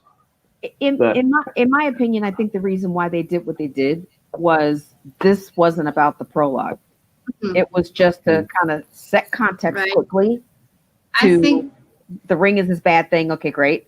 They fit in a lot of information in that prologue, which is done well. But it's just that bit of the scene. I don't like the bit where the hand comes out. That's why I did it on camera. You will know what I mean. I think we're going to see. I think we're going to see that fight in the new series of Amazon, because that's what the whole theme is going to be about. And now that you mentioned that thing about Sauron, that in these movies he's more like an evil presence than an actual person. I am really looking forward in this new series to see him as the seductive man. Well, the seductive man that he was. I mean, he was like the gift giver. He was called the gift giver, and he was very charismatic, and that is how he was able to seduce men and seduce many and make them fall into his power. I am really looking forward to see who they cast for that and how are they going to portray him, because I want to see someone very attractive for this. And then I would like to see the opposite when they show the real form of him with his all his evilness portrayed in physical characteristics in his face or his wardrobe. But yeah, it is something that I really look forward to see about Sauron in this new series that we didn't get to see much in these movies for obvious reasons. I mean, the movies weren't about him. Correct. And well, yeah. I agree with you, because if I think if they had gone too deep into that, it would have taken this movie off. Yes. They did. Yeah, because they were already Sorry, debating about whether they should actually do a prologue or not, because it was kind of a late idea. That's why in the extended cut you see that full Hobbiton opening, which at one point it was conceived that would just be the opening of the film, which is why it feels kind of like a prologue in of itself. So I do think that the prologue and all the stuff we see with Isildur, Sauron, and Elendil, it's kind of abstract, which is why I like that image of Sauron sort of reaching out, because it's almost like, because you see the image of Sauron, the painting in Rivendell, it's almost like looking at that coming to life. So it's almost it is, as somebody mentioned in the chat, like a telling of the legend of the Battle of the Last Alliance. And I think that's why for me it worked so well, and why having images like that are really evocative, even if if we were seeing a longer drawn out version of the Battle of the Last Alliance, it may play out differently. Yeah. I mean, I criticize that scene. I'm gonna interrupt. I'm fighting off a migraine, so this is my first time ever using these live. I have to the screen is giving me a migraine, so you in the chat who've talked to me on Zoom have seen it before. But yeah, I'm hoping to make it through the stream, but I might have to drop out. I'm not sure. I took some medicine, so hopefully it'll go away. Sorry, Dan, go ahead. No worries. Let's hope you I forgot what I was going to say when the glasses. I'm sorry, Dan. I kept waiting. I was like, I don't want to interrupt anyone. And I'm like, I'm literally about to go into a full migraine if I don't put these glasses on. So I'm sorry, Dan. No worries. It's okay. It's fine. It's fine. Health is first. Yeah, I was just going to say, my whole point about the prologue was probably just that one shot of him stretching out his hand. I could have coped with them changing it and condensing it and having it. I mean, we're told that story secondhand in the book anyway, so it's not like we need to see exactly what happened, because even reading the book, we don't know exactly what happened. But it's just that one shot of him stretching out his hand, and then the sword flying up and the everything falling on the floor and everything. It's just, I just find it really awkward the way he puts out his hand like that, because I just don't know why he's doing it. See, it totally works for me. Yeah. I was going to read a couple things out of the chat. Jenna Ryder, I'm sorry, I was sitting here laughing out loud at you. She said, so this would be from Sauron's perspective. Oops, dropped a contact right next to Isildur. Let me grab that. The other one is Clint Wood said that he was giving him a Heisman. I was going to say that he was going to choke him with the Force. Robbie Meeson says he was going all Littlefinger on him. Well, I do have a theory that actually kind of works. We know from the books that Sauron has a power of like a burning hand, because that's how he killed Gil-galad. So maybe he was about to do that to Isildur. So if you just do that same scene, but with his hand starting to glow and starting to like go on fire, then I'm like totally fine with it. But that's my book purist for you. Yeah, I'm good with it. I mean, I was just good with it from the perspective of it gave me enough context to just see where all this is. Like I said, mine has nothing to do with the scene, the way it was shot. It's more along the lines of my like the fourth wall broke for me a little bit because my warped sense of humor is Elrond smack Isildur, just snatch that and just drop it in. I'm not just boom, done. I insist that the moment Elrond held that ring, he would not have been able to throw it in. Yeah, I mean, I'm not saying it makes sense. I'm just saying for me, there's just so many things. I think it came into my mind. Sorry, I think it came into my mind when we were discussing it, when I told you that my friend made a good point about it. One thing crossed into my mind, and it is that the more powerful you are, the more corruptible you are to the ring.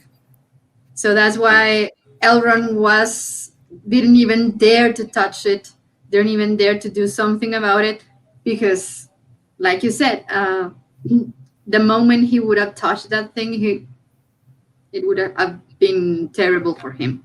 Yeah, and for all the Middle Earth.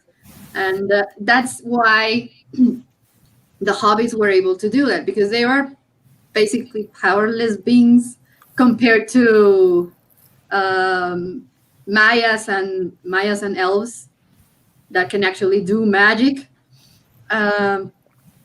So this is kind of like a David versus Goliath kind of thing, that the small, unexpected hero is the one that is able to defeat this powerful being just because he or she is small and overlooked and maybe powerless to that certain point, but that's precisely their power. That because they don't have a huge, drive, they are able to dodge that seductive power of the ring. Yeah, exactly. It's actually the innocence that would be seen as a weakness normally of the hobbits that is their greatest power. And there's that line pretty early on where Gandalf says, you can know hobbits for 100 years and then they can still surprise you. And also, you see Sam and Pippin and Merry right there. They'll charge into battle, right? Halfway through the movie, you're like, wow, these hobbits are brave. They're tiny, and as someone who's short, like we're small, but we can still range. We can still fight. The moment where they both go for the troll, the cave troll in Moria. That moment is wonderful. That was impressive. Yes. I also love when they are practicing their sword play with Aragorn, and then he says something to them, and Merry and Pippin just look at each other, and they're like, "Go for the kneecaps!" And next thing you know, that's it. And they've jumped on him. I'm like, "Hey, man, that's right. You may be tall, but you got kneecaps, dude. I can get you down here. Your kneecaps are fine. That's all right. You may be tall." But it's interesting, just how each person that was cast in the Fellowship had their moment of both strength and weakness. Throughout the whole series of the movies. But I love how, to your point, Cecilia, Aragorn, when he was talking to Frodo, on the other side of the Argonath, and he didn't touch the ring, he closed his hand, Frodo's hand, and said, "I would have followed you to the depths of Mordor." And it's like, you need to go do what you need to do. Let me handle this. And for Boromir to have that realization, he had to learn that lesson the hard way.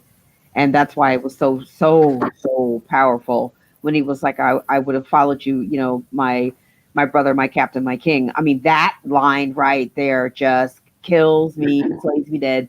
And the look on Legolas's face when he comes around the corner, because you hear the horn of Gondor and Gimli and Legolas are coming.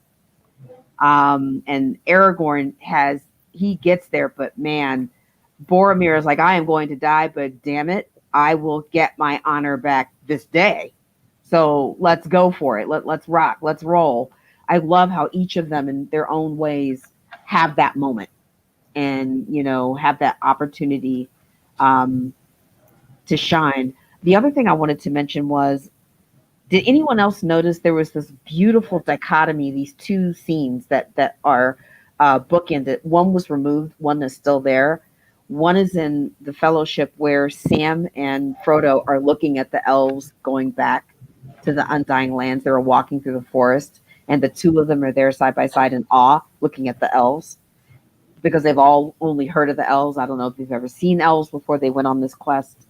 And then in the Two Towers, when they see the Oliphants, and they're both side by side looking at these Oliphants. I mean, these two hobbits who's, again, keep your nose out of stuff, mind your business. That's the Hobbit way. But here they are on these adventures. The reason why they think Bilbo is crazy is because he's running out of hobbits and I'm going on an adventure. And here's Frodo all these years later, okay, well, I guess I could take that, and not thinking, well, okay, I'm just taking this thing from here to there, not realizing all that was happening to him.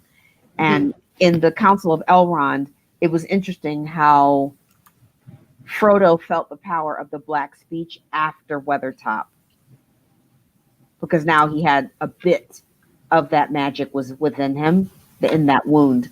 Because the other hobbits, I don't remember them reacting the way the elves did and the way everybody else did. And, when Gandalf said the whole speech, and they're like, nobody ever said that stuff here in Rivendell. It's like, look, I need to get your attention. Y'all need to stop fighting and understand we have stuff to do, So that would be me as an elf. Hey, let's go. We got to go.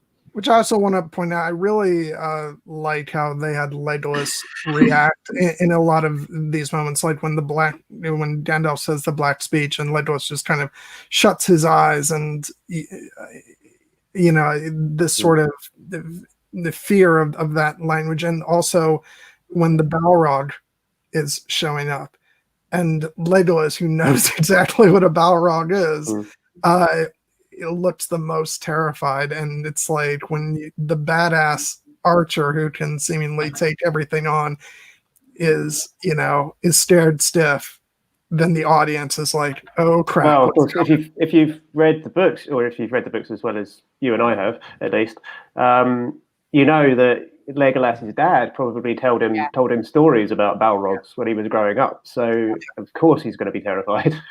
And seriously, if it's a boogeyman to him, then like we have to be it's like we're screwed. Like if you turn around and look at Legolas's face, like petrified, it's like, oh, we're boned. Okay, we're dead. We run, and at that point, running and not paying attention as to who's going first or second. It's just get out of here because Shadow and Flame is coming.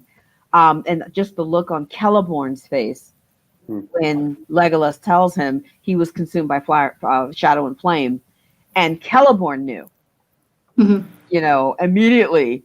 And Celeborn is hella old. Like Galadriel is, and for Celeborn to know this, then these things are, definitely the big bad in Middle Earth or under Middle Earth. That was significant. That was a significant reaction. Yeah, I was going to say something when you mentioned when you coming back to the hobbits and their innocence and the way that they see these things. They see it as an adventure, while the other ones see it as duty, or as hardship, another hardship that they have to go through. I feel like that the hobbits are some sort of privileged creatures in the Middle Earth because they haven't had to endure many hardships as the other races have. I mean, when you say that about the Balrog and Legolas' face, and the fact that he knew what would happen if they didn't run away from that place, you can see that, well, elves have fought for ages and ages and ages against Melkor, against Sauron, and against themselves. And while the hobbits haven't come out of the Shire, and probably the hardest hardship that they've had to endure as I don't know, a bad crop year or something, and you can see that all of the other races take this really seriously, while the hobbits keep seeing it as an adventure. And I think that comes from privilege. I don't know. It's just a point of view. Well, yeah. Did you say you think it comes from privilege? Well, the privilege that Privilege of not having to of having been safe for so long, I suppose. They have been safe for, I don't know, many years. The books don't really tell you the story about the origin of hobbits, so you don't really have background on that. But you can tell from the way that they live, the way that they see life, that the recklessness of Merry and Pippin, that they are not taking this seriously. They see it as an adventure, while the other ones do see it as a hardship and as a danger. Yeah. The reason I asked you is because privilege is a good word for it, actually, because the three of the four hobbits are sort of like hobbit nobility, which you don't really get a sense of that in the movie, but like Merry and Pippin are kind of like the scions of their respective hobbit families, so they're very much sort of like hobbit nobles, which is why they are kind of like foppish and silly at the beginning of the story and kind of mature. They overly made it more comical, I think, in the movie, but I do like the performances, so it kind of works. Yeah. Sorry, John's been trying to speak for ages. That actually, with that, like, technically the movie tells you that when at the party, because they're kind of introducing the families, but I don't think it's explicitly told, and so that actually makes me a little more sympathetic toward them, because I thought it's just like, gosh, take this seriously, and even more so than just, they're from a sheltered lifestyle of it growing up in the Shire. It's even more so they're more like, on top of that, they're from a certain class that is, even more sheltered further beyond that. So, and you said 3 out of the 4. Is it Sam that is then? So Sam is a gardener. He's Frodo's gardener. Okay. And I was thinking about this earlier on, actually, when Cecilia was talking, because she was talking about the relationship between Sam and Frodo and how close they are, and how it's a real sort of almost like brotherly love, I would describe it as. Yeah. And it's that relationship, the way that Tolkien wrote it, he was kind of loosely inspired by the role of a military batsman in the First World War. So that's where that relationship where he had that idea of the sort of manservant who becomes more than an employee. He becomes basically his best friend and his confidant and his strength in the course of the journey. It's because that's probably the kind of relationship that Tolkien had with somebody in the war. So yeah, Sam's the working class representative of the hobbits there. I like that. That actually makes the dynamics between the hobbits and the Fellowship, it makes it more nuanced. Whereas, on my initial viewings, it just seemed like they weren't taking it seriously, and I got frustrated by that. But now I understand it's kind of what they've been exposed to. And Sam taking it more seriously is because, he's had to take life more seriously. Yes. And I think there's another element of the books which it doesn't really make into the films, is that Gandalf has essentially enlisted the help of Aragorn and the Rangers to guard over the Shire as things are becoming darker. So that's the reason why their land has been protected. So there's a whole section where there's the dialogue between Frodo and Galadriel about the mirror. It happens in a different part in the books. It's called The Scouring of the Shire, in which the war does get to the Shire. It does come to Hobbiton. And at the very end of the story, this gets dealt with. But the way they handle it in the movie, it's a foreshadowing of things that could happen if Frodo doesn't take care of this. And it's Galadriel trying to bolster Frodo, because Frodo has just lost his protector or his confidant, his father, in Gandalf. And they are in the forest of Lothlorien, and he's just like, you know what? I don't need this little piece of jewelry here. You take it. And Galadriel's like, oh, it's not me. I'm glad, I will go into the West and remain Galadriel. But in that time, she's testing him and testing his resolve, but she's also teaching him. It happens differently in the books, but it was essential that it was told there at that time so that Frodo could make that decision. Okay, I need to do this, but I need to protect my friends. I see I need to do this on my own. And Sam is his best friend, his companion. I promised Gandalf, I told him I was going to, don't leave me. If I have to walk into the river and I can't swim, I'm going to follow you because I told Gandalf that I would look out for you. Same thing in the cornfield when they got separated. He was freaking out a little bit because he's like, nope, my job is to make sure that I'm with you through this. No one else is with you. It's me and you. We're going to do this together. And there's a subtle difference in the dialogue between those two scenes, which I think is so heartbreakingly beautiful because it turns from Sam pledging something to Gandalf to it becoming his own pledge. Because what he says Gandalf told him is, don't you lose him, Samwise Gamgee. And then what he says to Frodo is, I made a promise.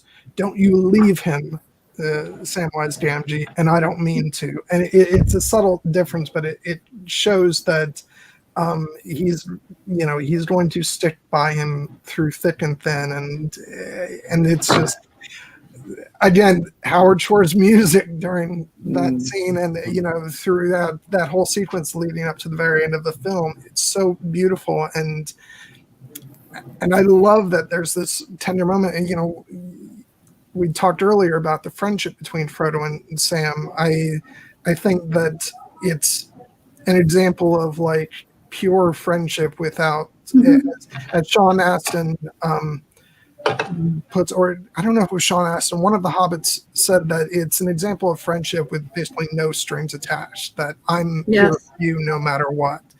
And it's just so beautiful to see that represented on screen. And that, final moment when Frodo says, Sam, I'm glad you're with me. And that's the final line of the film. It's just beautiful. And it's also beautiful watching the longer development of Pippin and Merry, because they start out as being these just running around the Shire, causing trouble, blowing up stuff and acting silly, stealing from the farmers' crops and, taking cabbages and whatnot, to it's like Merry gets it, Pippin quite doesn't.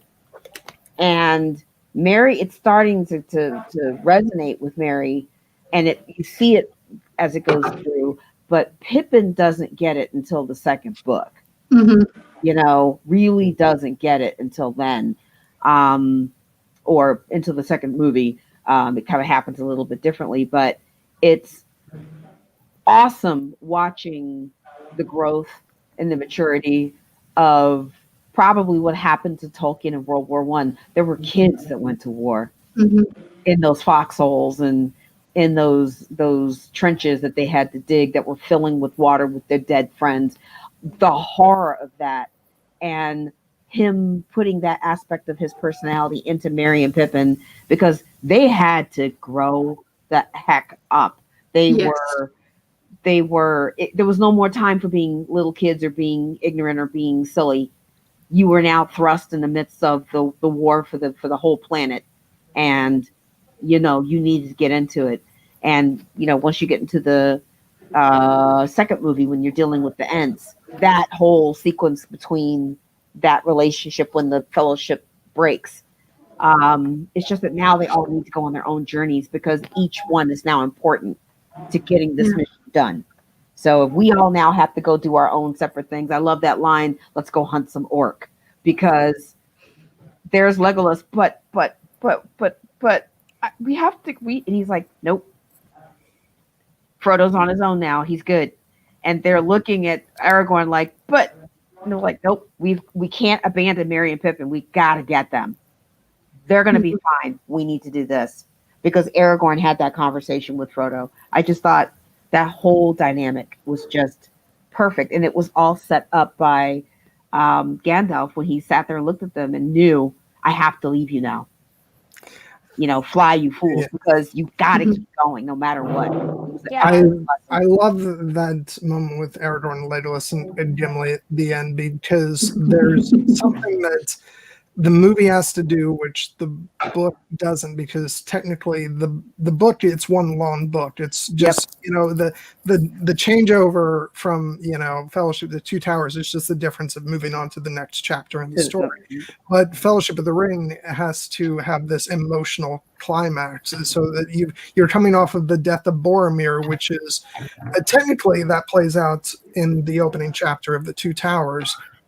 But we get it at the end of the Fellowship of the Ring, so we're weeping for the loss of this amazing character, and then we've got Aragorn resolved to go after Merry and Pippin, and there's this sort of rallying moment of the three hunters, where it's like, we will not abandon Merry and Pippin to torment and death, not while we have strength left, and then Gimli and Legolas look at each other, and Gimli has his getting all charged up for it, and they start running off as the music picks up, and I always liken that shot to they're running off into film too. It's just beautiful the way the whole thing is constructed. And also something that I really like about the Fellowship is you see when and kind of when they're having this council talking about it right before Frodo says, I will take the ring, right? They show the tension between dwarves and elves. And yet when we get the Fellowship coming together, you have Gimli and you have Legolas, but they have to kind of get over these petty disputes between different peoples, right? They have a shared mission to protect, to protect the ring and the ring bearer, and they're going to Mordor, right? And they're willing to give their lives literally for it. And so that's really interesting because, Tolkien set up these tensions between races. I hate to use the term races, but these peoples that then have to be, you have to kind of transcend beyond that as a part of the Fellowship. That I think is, you can look at it as a beautiful way to show how, if people have a shared mission, then they forget their petty grievances. Like in A Song of Ice and Fire, fight the White Walkers, let's get over this stupid Game of Thrones, right? And this is why I was really glad for you to see the extended cut, Amy, because I think that version of the film shows a lot more of the development of Legolas and Gimli's relationship. And especially once, Gimli enters Lothlorien and falls head over heels for Galadriel, even though he's the one who says, well, this dwarf won't be snared so easily. Yeah. He has really great moments. Gimli, Stephen was saying, can we hear some Gimli love? My favorite Gimli moment is when they're having to go over that kind of, when the bridge breaks and he goes, not the beard. I just love that part where it's like, he even in this time of peril, it's like he will keep his pride, right? And I just love that because it's that thing of being a short person is like, I'm short, but I can still get the job done. And you feel like you have to fight extra hard to keep your pride. And that callback happens between Aragorn and Gimli in Helm's Deep. So it is so cool watching that growth in that trust and all of that as well. The other thing I wanted to mention was there's another arching theme that's happening with the fight between Saruman and Gandalf, and that is industry versus nature. Because if you look at Orthanc before Saruman lost his natural mind and decided to go off to the dark side, he laid waste to that landscape and just ripped out the trees and had all of this industry and forge and weapon and Uruk-hai, and he was into cloning and all these other things. How it's an interesting theme with Ralph Bakshi's Wizards, because it's pretty much the same thing. I don't know if you've ever watched that. If you haven't, do. But it talks about these two brother wizards and their war between magic and natural state. So here you have these order of wizards, the white wizard and the gray, fighting about this battle for the what's going to happen and what state will Middle Earth be in. And here you have Saruman embracing industry, and there is Gandalf trying to fight for the soul and the heart of Middle Earth. Yeah, I want to make sure that we take some time, especially to talk about Galadriel and Arwen, because we're not going to do the stream about the Fellowship of the Ring and not talk about the female characters, because especially when they took pains to give more material to Arwen, which I will say, when the film came out, I remember when people were very skeptical about Liv Tyler being cast in this film, and I have to say, I love her. I think she honestly blew me away with, how not just how well she fit in with the film overall, but just I think she gives a great performance. She has such power, and when she's on horseback, and her big line, "If you want him, come and claim him," it's just great. Those are some of the sort of quintessential moments of the film. And I made this comment to somebody last night, that I love that she's on the screen for about a minute or two and you're already like emotionally engaged with her, escaping the Ring Wraiths and saving Frodo. Well, she was supposed to be in the books. It's Glorfindel. Mm-hmm. Yes. So what Peter Jackson and Fran and Philippa did, which was correct for the movie, is we're not going to drop in yet another character, have to build this up, and then they're gone. Arwen was coming, so Arwen is a badass. I mean, her father is Elrond. Her grandmother, or great, however many greats grandmothers, is Galadriel. Mm-hmm. So she can handle herself. And she loves a ranger, so she's a strong woman who went out there to help. So I love that they gave those lines and that character development and built it into Arwen, so that Arwen even had more aspect to her character. But the way they had the horse chase was one of my favorite scenes after Weathertop, when she takes Frodo and he tells her, "Ride hard," because they're coming, and she takes off and she's on that horse with Frodo and she goes. And it was that beautiful scene with her on that one white horse, and the 9 black stallions are trying to ride her down. That was amazing. I love everything about that. Yeah. And of course, when she first appears, you've got that beautiful shot of Frodo seeing her through because he's been stabbed by the knife and has the ring, and so he's seen her in this very angelic form, as you say, Cecilia, and then as she comes closer, we see her as she really is. But I like that. And also, I'd be remiss if I didn't mention the music. That music that we hear during that scene is the same theme that comes back then when she's revealed to Aragorn at the end of Return of the King. And so I just love that symmetry there. Mm-hmm. Right. And about Galadriel, well, I would have loved to see both of them a little bit more, but you can just push something when it's not there originally. But yeah, the way that Kate Blanchett, Blanchett, is it Blanchett or is it Blanchett? I don't know. Blanchett. Okay. Kate Blanchett, she portrays Galadriel. I really think that she really did nail the this divine aura around Galadriel, as she being one of the most powerful elves that have ever existed. I liked it. I would have loved to see more about her power displayed. I mean, I understand that it's not easy to adapt something like that into a material that is already written, and it has a really big structure. but yeah, I mean, I really loved her sing and sing. I really loved Arwen as well. Um, there are some pictures about Arwen that of scenes that were shot, but they didn't make it into the final movie. But those were, I think they were from the Battle of Helm's Deep. Helm's Deep, yeah. Yes, where she's fighting alongside with Aragorn. I would have loved to see that. I would have really, really loved to see that, because that would have given what one of the criticisms that these movies and really, well, Tolkien's work has is that there aren't many female characters.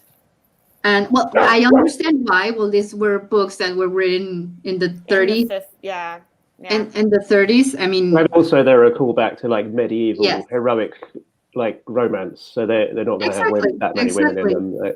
That's the genre. This is true, but we still like had like Mulan figures during that time of women who donned armor and fought. You know, I mean, they actually. Yeah, I know. I mean, well, I hate to interrupt. Sorry, Cecilia, but they did just find a tomb of a female warrior from the Middle Ages, and she had an armor and everything was to her form, and people always just talk about like there were 0 women fighting at the time, and that's just not true historically.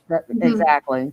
And yeah, so Tolkien, and Tolkien the chat was already well. on top of that, and you know, like my thing is feminist analysis, and so the erasure of female figures is very common in history. I mean, history is really written by men. I will say though that I appreciate and obviously my viewpoint on this is going to be a little slanted, but Let the men speak. But I rather appreciate though that they went back to be more true to the book. Liv Tyler said something about this, which was that their initial idea was they wanted to show Arwen as a strong character by having her in more fight scenes, but you can show strength in other ways. And I think that they did that with the way they reconceived her character to be, you know, in the films more, but closer to the book. And she is shown to be very strong. And she does that without, you know, sort of the stereotypical way of drawing a sword and, oh, I'm strong that way. So it's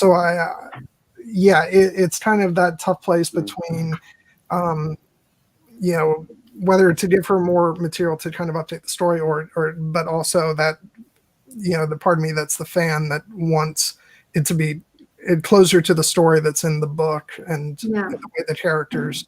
Oh, I would have quite enjoyed more Arwen. Actually, I think they could have given her even more to do personally. Well, I think they didn't do it. Sorry, I think they didn't do it in order to not rob some of something from the Eowyn moment, because the Eowyn moment is really, really strong in the movie and in the books, obviously. So I believe that they chose not to include Arwen, so that they didn't diminish in some sort of way Eowyn's character and her moment as a hero. See, and I'm of the opinion that having Arwen have more wouldn't have diminished anything that Eowyn was doing, because Eowyn was speaking from the every woman standpoint of, you know, because when she says the line, you know, we who don't fight with swords can die upon them, I can relate to that, because as a Black woman in America, you know, I could be in my house, I don't own a gun, but I can die by one. I mean, that line back then now resonates. With Arwen, I understand. With Arwen, however, I mean, the fact that Arwen could have, you know, maybe not Helm's Deep, but there were other battles that were going on in Middle Earth when Sauron was making moves with the orcs. I wish perhaps they had maybe dealt with some of those, because there were wars going on in Lothlorien and Rivendell in the Misty Mountains. I mean, there was stuff going on everywhere. But I like the fact that Arwen was strong, and Arwen was, you know, battling with making choices that were like Beron and Luthien, that were going to totally change her existence and battling with her father about those choices and recognizing that gave her father the strength to go seek Aragorn out and tell him, okay, enough of this. Do what you got to do. Go through the path of the dead and handle this business. Because if you're going to be here with my daughter, dagnabbit, win this war. But I don't think giving more to Arwen would have taken anything away from Eowyn. Because still, we'll get into that when we get to the third movie. But I really enjoyed Miranda Otto's portrayal of Eowyn. And I absolutely enjoyed Liv Tyler's portrayal of Arwen. It was who I expected Arwen to be, because the book, she disappears in that whole middle passage, but the movies still keep her alive. So I rather enjoyed that. And I agree completely. Sorry, I agree completely with you. But what I know that, when producers and people in the movie industry they do have to take some choices that sometimes we as an audience don't understand. But yeah, I totally agree with you. And about that conflict between Elrond and Arwen. Well, I wouldn't call it conflict, because he was just trying to convince her not to take the mortal path. But I would have thought that Elrond should have been a little bit more exactly empathic with Arwen, because he himself is a half elf. True. So that didn't really make that much sense for me. Well, at first, when I saw the movies, I didn't notice that detail until I actually read the Silmarillion and then watched the movies again. And I was like, why is everyone doing this? I mean, he's a half elf. His brother made the same choice to become right. Exactly. So he should have been more understanding to Arwen's decision. But in the end, he showed her love for her through respecting her choice, right? I will say, though, on the subject of the material of Arwen Helm's Deep, the fact that I prefer the movie without going that direction does not mean that I would not love to see those scenes fully remastered and put into some bonus material at some point in the future, which sadly it's not on the new 4K release of the film, but I'm still going to hold out hope that one day we get to see that stuff, because it would be pretty cool. Yeah. We're going a bit over 2 hours, so we'll try not to go too much longer, because it's almost as if it was like a Kira stream going on 3 hours. Yeah, I can't stay 3 hours. So. Yeah, which is why I don't want to, keep you guys on here longer than you can stay. I don't mind going over, but okay, yeah, like if somebody has to drop out and other people want to keep going, we can do that as well. I'll leave it up to you guys.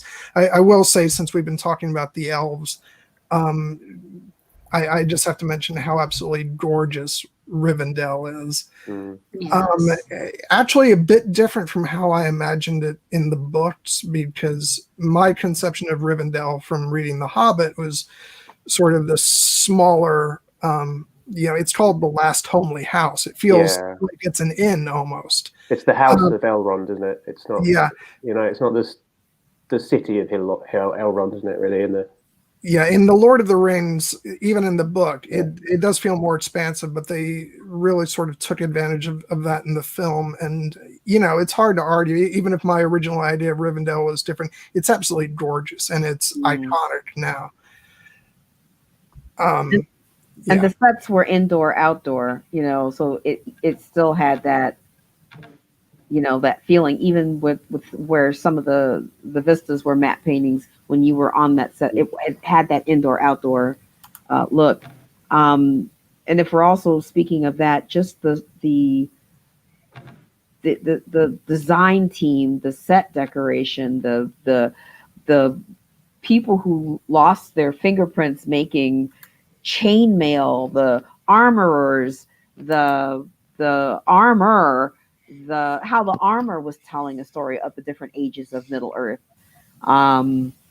There was just so many aspects of this that just totally transformed you into the world that it was, that I think did not deviate from the book. If anything, it enhanced the imagination of the books. It just helped cement. So something you'd said earlier, now when I go back and read the books, because I do read them on a regular basis. I read the Silmarillion at least once a year because I love those books. And I have the whole complete set of everything. And I just like to sit and read it. And I like to watch the movies over again, and all of the content, because it's just fascinating. But it's really interesting to me that the time and the detail for things, I think it was Theoden, the King Theoden, I'm trying to think of his name. He was also the captain from the Titanic. He said that there was Bernard Hill. Yeah. Bernard Hill, thank you. He said there was embossing on the inside of his robe on the leather that you would not see. And Ian McKellen said on his robes as Gandalf the White, there was this like gold and silver thread woven into his under tunic before they put his robes on, that unless you were standing next to him, you didn't see it. But the costume makers and the armorers and everyone, as well as the actors, took their time to transform you into this world. I would just love to be a fly on the wall. Like I said, I want to go to New Zealand. I think they rebuilt Hobbiton. Yeah. Because it was more temporary with the Lord of the Ring movies, but when they did The Hobbit, they rebuilt it. So it's more permanent into the landscape. I would love to, it's on my list of things to do, to just go experience that environment. Which is why I would say, if, for the people who are sort of disgruntled about the way The Hobbit turned out, at least thankful for the fact that now Hobbiton is built in sustainable materials, and so now whenever you go to New Zealand, you can actually see Hobbiton in its full glory, as opposed to after they shot Lord of the Rings, they had to pull a lot of those materials away because they weren't done to be kept that way. And so for many years you had just these bare holes and in the side of the hills and stuff, but now when you go, it's Hobbiton and it's gorgeous, and I can't wait to see it for myself. Yeah. Are you still planning a trip there, John? You were planning a trip there like a while back, but obviously Yeah, we're going to. A bunch of us are planning on going. Very much me and Leaf have continued to talk about it. And of course, I know Helen will be game for that because I've spoken about it with her. So yeah, as many people as we can get to go together, because I think the experience would be even better if we had a large group of us. When we can all travel again. Yeah, exactly.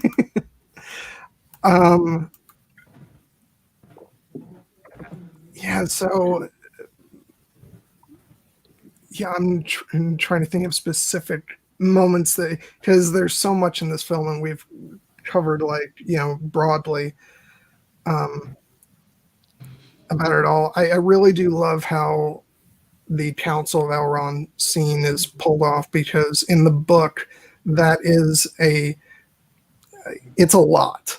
There's a lot of discussion and many different characters. You even have Gloin from The Hobbit show up and tell a lot about the dwarves and stuff. But the film, Bilbo's there as well in the book. Bilbo, he has a long bit. Council, which I have to say, I don't think there's anything wrong whatsoever with the council scene as is, but I did kind of miss seeing Bilbo there as he was in the book, because I love the part where they're discussing that somebody has to take the ring, and he's like, very well, it's clear what you're pointing at. Bilbo, the funny hobbit, started this affair and he had better finish it.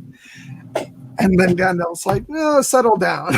Yeah, it's a good moment that in the book, because everybody kind of takes him very seriously, because everybody knows Bilbo. Everybody who knows Bilbo takes him very seriously because they know what he's capable of. They know he's a hero.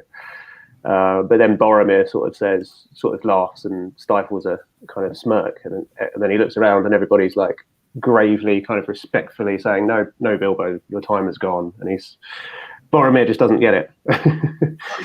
I will say Cecilia has to leave, so thank you so much for joining us. Thank you so much for inviting me. If you are Spanish speakers or are willing to learn Spanish or are just plain curious, you're welcome to visit my channel and or listen to my podcast on Spotify and your favorite provider. Thank you so much for inviting me. I really wish I could stay longer, but I gotta go be a mom. and we're gonna have Cecilia on, I believe, next month to talk about Pan's Labyrinth. So if you're a Cecilia fan, please join us again for that. Yeah. There'll be more Cecilia for you guys. Oh, I love it as much as we can. Thank you so much. Thank you so much. Bye-bye. Bye. Buenas noches. Buenas noches. Bye-bye. And then level 4. And we're all spacious now. Yeah, I'll just say, like, what are some of your favorite moments that we haven't talked about yet, guys? Fellowship of the Ring moments. I think we've mentioned a lot of them. I actually think that very iconic scene in the Prancing Pony where he puts on that's the first time, right, that he puts on the ring and it falls down onto and you know, that's when the is it Nazgul? Is that how you pronounce that? They kind of sense that, and so he has to be really careful anytime he uses it. But that is such an iconic scene that I think has really lived in cinema history and will continue to, because it's the first time that I believe that the audience sees it from that perspective of this kind of like shadowy realm, correct? Yeah. And and that's obviously changed from the book, where in the book you've got Frodo, who has been asked to sing a song, and he's dancing up on the table, and he trips and falls, and as he falls off the table, the ring falls on his finger. A little bit hard to do that with keeping up the tension in the film, so they changed it to this. Can you imagine if they just stopped and he sang the cow jumped over the moon or whatever it is, like. But which they actually do carry that song over to the Hobbit films and have Beaufort singing that in Rivendell in the extended cut, which I always thought was kind of funny. But I do love the comedy of what leads to the ring falling on Frodo's finger, which is Pippin is over there. You know, they're trying to stay incognito. And they get one. Pippin's like, Baggins, of course I know Baggins. He's over there. Frodo Baggins. He's my second cousin, once removed on his mother's side. He's like saying as much as he can possibly say. It's like the whole thing up to this point is like, they kind of did you not remember the thing chasing us in the Buckleberry Ferry? One kind of right before those scenes that was when they came out of the field and rolled down the hill. I love that Peter Jackson kind of paid homage to Alfred Hitchcock with that compressed tracking shot when he's looking down the road. And back. Oh yeah. He's like, get off the road. We have to get off the road. And it's interesting because that was a classic Alfred Hitchcock thing. And then, of course, the other classic Alfred Hitchcock thing that Peter carried all the way through is, where's Peter? Because he shows up in every film someplace, and there he is in Bree eating a carrot because he was trying to smoke the pipe and it made him sick. So he switched to a carrot, which is like very hilarious. Which, by the way, I think that's the perfect, not to go over to talk about The Hobbit too much, but that's actually, for me, the perfect example of the difference between the two trilogies. In Lord of the Rings, his cameo in Fellowship of the Ring, he comes on screen for a second and is just like lightly biting into a carrot, and you don't even really notice him if you're not looking. I never even knew he was eating a carrot. I never even realized that. Yeah, you fight them off. And then in Desolation of Smaug, when the opening starts off with Bree, he walks across the camera, takes the camera, and goes. It's like if you're measuring the subtlety of Lord of the Rings versus the Hobbit films, that's like the perfect representation. I always get a chuckle out of that. But yeah, he's also in Two Towers as one of the soldiers at Helm's Deep. And then in the extended version of Return of the King, he's one of the pirates. He's an Easterling coming. Which, stellar acting in that scene for his death with scene. half the production team, which is just too funny. And I love the fact that Walder Frey was there briefly as the watchman at Bree, but then gets crunched by the Nazgul when they come in. I'm trying to think. I love the perspective in Bree that it leaves the innocence of hobbits in behind, and now in Bree, the hobbits are facing humans in danger. So now they're very much aware of the differences because everything in Hobbiton is hobbit-sized, and now they get to Bree, and it's the worlds have crossed, and the innkeeper is leaning down on top of the bar there. Oh, I, Master Hobbit, what's gonna do for you? Oh, old guy, big hat. No, I haven't seen him for a bit. And they're like, what do we do now? And then someone mentioned it in the chat. Aragorn's or Strider's introduction is exactly out of the book. Just lifted and placed with lighting the cigarette or the pipe or whatever he's smoking, and that sense of menace and not knowing, what is all there, and them not feeling safe now because they don't know where Gandalf is, and how that call back at, towards the 3/4 mark at the end of Act 2 when they lose Gandalf. So now they felt that sense of disquiet when they didn't know where he was. Now they lost him, and now it isn't, ambiguous now. Now we have to figure out how to go forward. So I love the little dichotomies, the little bookends that kind of happen both within the film and then further down in the other films. Yeah. Amy, I want to ask you in particular a question, because as we've said, you saw the extended cut for the first time last night. What was your favorite bit of added material, would you say? I think I can't remember exactly some of the things, but I know that there was a lot of character moments between just like conversations that were maybe only 20 or 30 seconds. But I've only had ever watched the theatrical version before that. And so I actually then felt for the characters more throughout the movie. And it was technically only 30 minutes, right, that I was missing when I was watching the theatrical. But because it was these character moments, because of course they were going to leave in the action, I think that really kind of made me then understand also the characters' motivations more as well. Like, I think, if I'm not mistaken, one of them was at Bilbo's birthday party, whenever Bilbo told Frodo, "You're going to be fine." That I don't remember in the theatrical version. The bit when they're hiding from the Sackville Bagginses. Sorry, what? They're hiding from the Sackville Bagginses. Yes, and I think they hide, and then after that it just cuts to another scene. Yeah. But there's this whole conversation between Frodo and Bilbo, and you hear from a little bit from the way that Gandalf and Bilbo talk. You hear things like, "Oh, he looks up to you. He's fond of you," right? But you don't really see them interact. And so to have that scene added in, I think was really important for me to understand the family dynamics between them and why Bilbo felt that Frodo was the one that he could trust with the ring.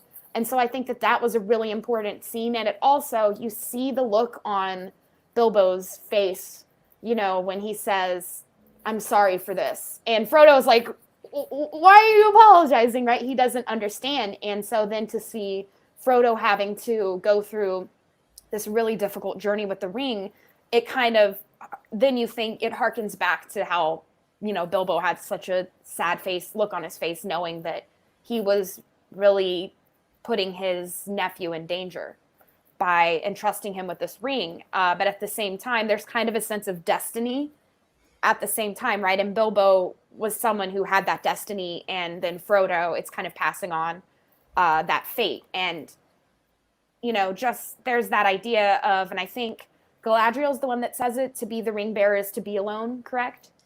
Yeah, and that itself is an added bit. Yeah, and that adds to that lonely feeling. So both of those scenes together shows that Bilbo is the only one really who fully understands what he's putting Frodo through, and those that are following Frodo and are protecting him, I don't think they obviously understand the weight of the mission, but I don't think they quite get the weight that's being put on Frodo, except for Bilbo and perhaps Sam. Yeah, and I will say that scene between Bilbo and Frodo has one of my favorite exchanges when Bilbo starts talking and Frodo says, "Bilbo, have you been at the Gaffer's home brew?" And he goes, "No." Well, yes, but that's not the point. No. Moments like that just again, they allow the characters to breathe, and I think. And I was saying this in the chat last night, it's not just about how good those added moments are. It's about what they do for the rest of the material. So that even you've got a scene between Aragorn and Boromir on the river when Boromir is sort of imploring him to come to Minas Tirith, and you even get a hint of Aragorn sort of starting to be lured by the ring at that point, because Boromir doesn't say a thing about the ring in that entire speech, and then Aragorn all of a sudden says, "I would not lead the ring within 100 leagues of your city," and so that adds some shades to their characters, and what that does then is that lends even more power to Boromir's death scene, and that exchange. So it's like that scene that Amy was talking about with the Bilbo and Frodo moment in the party. It gives you more of a payoff when Frodo is reunited with Bilbo later on. Yeah. Yeah, because you've seen them already interact together, and in the theatrical, edition, you don't really see that. Also, another scene that is really impactful for me is when Aragorn sees the statues of the kings. That I think kind of the look on his face and the weight of history and his heritage is really striking in that scene. The Argonath, it was gorgeous the way that was done. I also like the fact that the tension of Boromir, and he knows he should do the right thing, but yet he's being influenced ever so subtly, by this ring. But then let's go, when they took the mountain pass and Boromir is saying, this is going to kill the little ones if we continue to do this. We need to do a different way. And then there's Gimli. We should go to Moria. We should go through the mines of Moria. And then there's Gandalf. Gandalf, if you had just said what, it's like he knew. And I can't say this because I can't influence this. This has to go and play itself out. But the look on his face, it's like, that's it. Did you have a premonition? And then you hear Saruman, you don't want to go this way because you know what's going on down there. And it's like, just tell people what's happening so that there's a better, but then they end up being locked in there with all of that. And just now there's only one way through it, and that's to get through it. And then when they get to that point where I think somebody mentioned earlier, when they get to the fork in the road, and there's Gandalf for the first time, like, I have no recollection of this place. And for the first time, they're looking at Gandalf, who usually has answers for everything, doesn't. Yeah, I think a lot of that entire section with Gandalf and what he decides or doesn't decide on his own, it feels like sort of the hand of fate is guiding. So he's relinquishing sort of over to what seems to be calling them forward. There's, he asks, he says, let the ring bearer decide. And there's, kind of, he's relinquishing the choice himself. And when the cave collapses, at the entrance of Moria, and there's sort of resignation from him at that point, like it couldn't be any other way. The way he says, we now have no other choice. We must take the long, dark road through Moria, and like as if there was never any other option, as though that's what was going to happen. Did anybody else have that feeling of just, and again, Howard Shore bolstering it beautifully when he was reading the book that was found next to Balin's tomb, and he was like, "We can't get out. We can't get out. They're coming. The drums have sounded." And meanwhile, in the background, while this is going on, is Pippin. Ooh, let me touch this piece. And then, boom, bang, boom, boom, boom, resonate. And he's just sitting there like, yeah, I really like that scene. Which again, that whole sequence of events is a bit more drawn out in the books, where Pippin actually drops a stone, so it doesn't quite make as loud a crashing sound, and it's drawn out over, I think, yeah, it's earlier on in Moria. A couple days before the orcs sort of spring on them. But it's such a great cinematic moment. And as you were saying, Carole, I love the expressions on Pippin's face. It's like, don't be mad. Don't be mad. Oh, and then Gandalf's like sick burn where he's like, why don't you just throw yourself down there? Just like, dang, Gandalf. Like, fool, Another one of those memes, isn't it? Yeah. I really like the shot as well where they sort of show like a short little, I don't know, there's probably a term for it, but they show like short little clips of different bits of the mines, and then you sort of hear like sort of drums banging in the background and orcs screeching and stuff, like, and you just get a sense of like the scale of how far away they're coming from, and that they've just like basically poked the hornet's nest, basically. Everything that Gandalf read is now happening.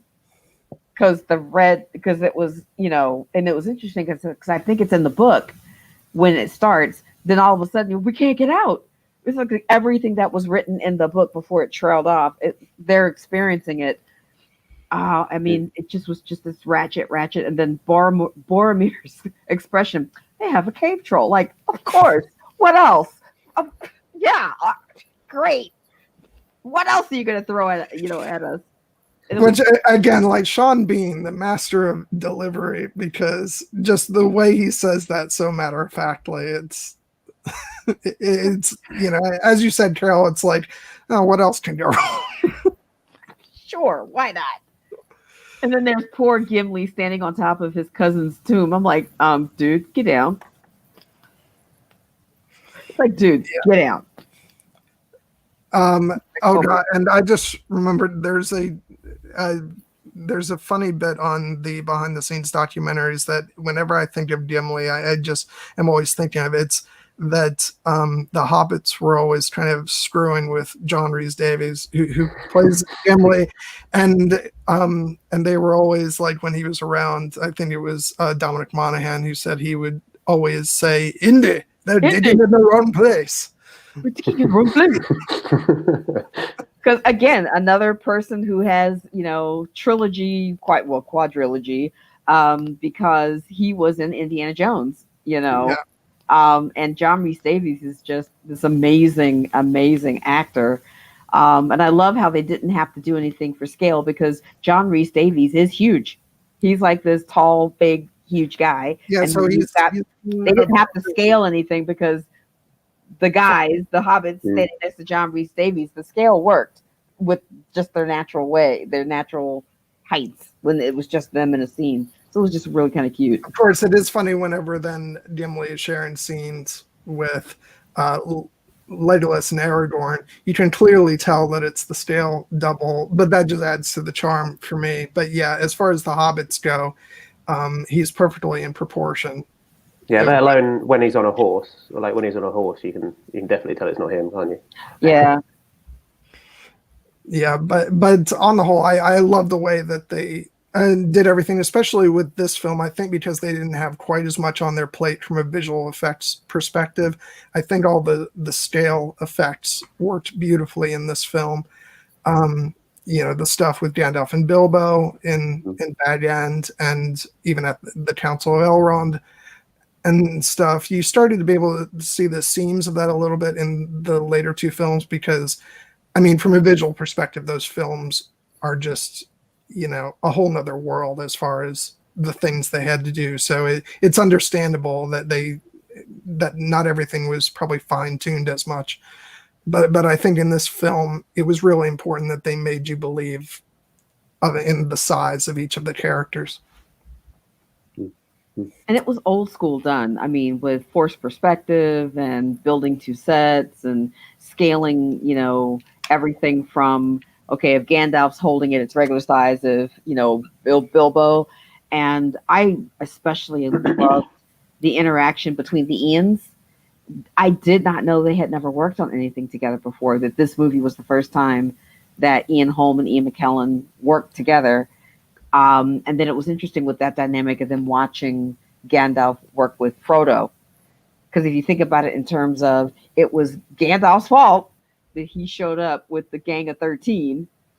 So they would go on, to the Lonely Mountain, which is that first map, at the very beginning, which was the genesis of his book There and Back Again. Yeah. So it was really cool. And I thought it was really interesting as well. They talked about how Ian McKellen stayed in character no matter what went down, so that when he whacks his head on the arch in the smaller set, that he really did that, but stayed in character. And it was such a good take, they kept it. And then Ian Holm at the birthday party, the polystyrene cake was basically burning down the set, and he was totally in character, and they're like, nope, we're gonna take that take, and you see the smoke billowing through his take, because it was like, oh, are they gonna put that out? But it was just amazing how all of this talent, this stellar talent, they brought together in this film. They did quite a lot of cool stuff with scale as well, with like the miniatures that they built as well. Oh my God. I don't think we've given enough lip service to, because the Weta Workshop stuff. Barad-dûr, when they were building, and oh my God, the close-up shots of all the tiny little details of the bigatures and the miniatures, and just all of that fine detail. You are right about that. Those sets are sick. That's why, again, like Carole, you rightfully called them bigatures as they're referred to. Again, you guys just have to see the behind the scenes material, because you say miniatures and you get a certain notion in your head, but when you look at I knew that they called them bigatures internally, but I didn't know whether people watching would know that. So of course, but like, just watch that behind the scenes material, which, by the way, is now available on iTunes Extras if you've owned the films digitally.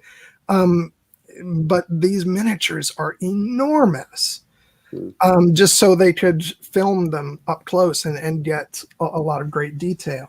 I remember there's one shot of somebody walking up the pathway on the Helm's Deep miniature. That's how big they were, that you could actually walk on them. Yeah. It's crazy. But I think we've pretty much covered we touched on most points of the film. Are there anything you guys want to touch on before we start to wrap up? There's one. We're actually kind of talking about it in the chat, a couple of them. Erin brought it up. Viggo, and the other actor is Lawrence McCowry. When Aragorn and the Uruk-hai are going to town, there was just something regal about the way Lawrence McCowry carries himself as Lurtz, with that top knot coming down with that. I've never seen a bow that big, and I'm an archer. I'm looking at the scale of that bow. I mean, I do compound bow. I've done, crossbow. I have never seen a freaking bow that big, and with the black arrows. But when Viggo and Lawrence, and they even said that when Viggo got into it, Viggo was fighting you. So the stunt people were like, yeah, we want Viggo because he's going to take you out. So they're like, it's survival, baby, because Viggo is like, y'all are trying to kill me, kind of thing. But when Lawrence, what was it? Viggo stabs Lawrence with the, Aragorn stabs Lurtz with the knife, the curved blade. and he takes it out and draws it across his tongue. I was like, ah, and throws it at Viggo, and he threw it too close, and Viggo actually batted that thing away with the sword. I was like, okay, he is just badass behind badass. I would be hiding behind the tree throwing something that big at my head.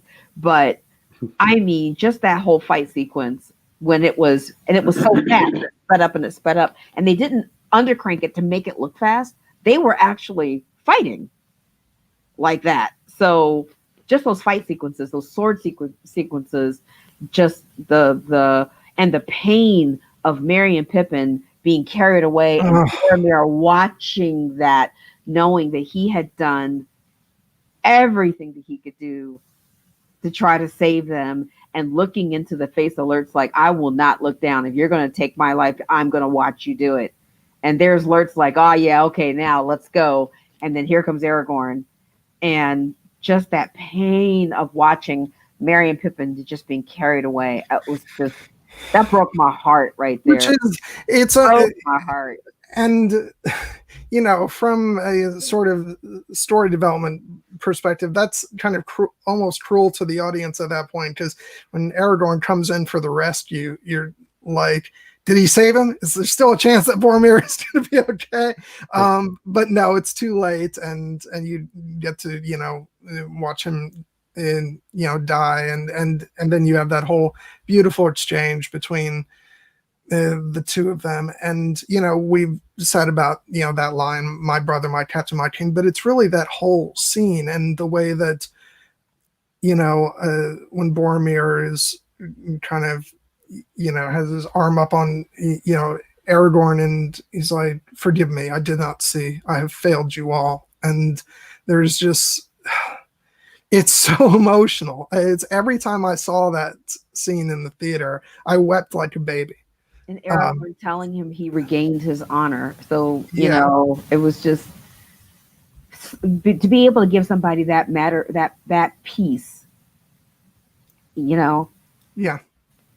It was awesome. But that whole, you know, from the beginning of the fight when Viggo took his sword and he was like, salute, let's dance. I was like, you know, oh yeah, we're going to have a throwdown right about now. I mean, and it was about the men, because they had that conversation at the riverside about men standing up and doing better and regaining their glory. And then here are these two men, because Boromir handled it.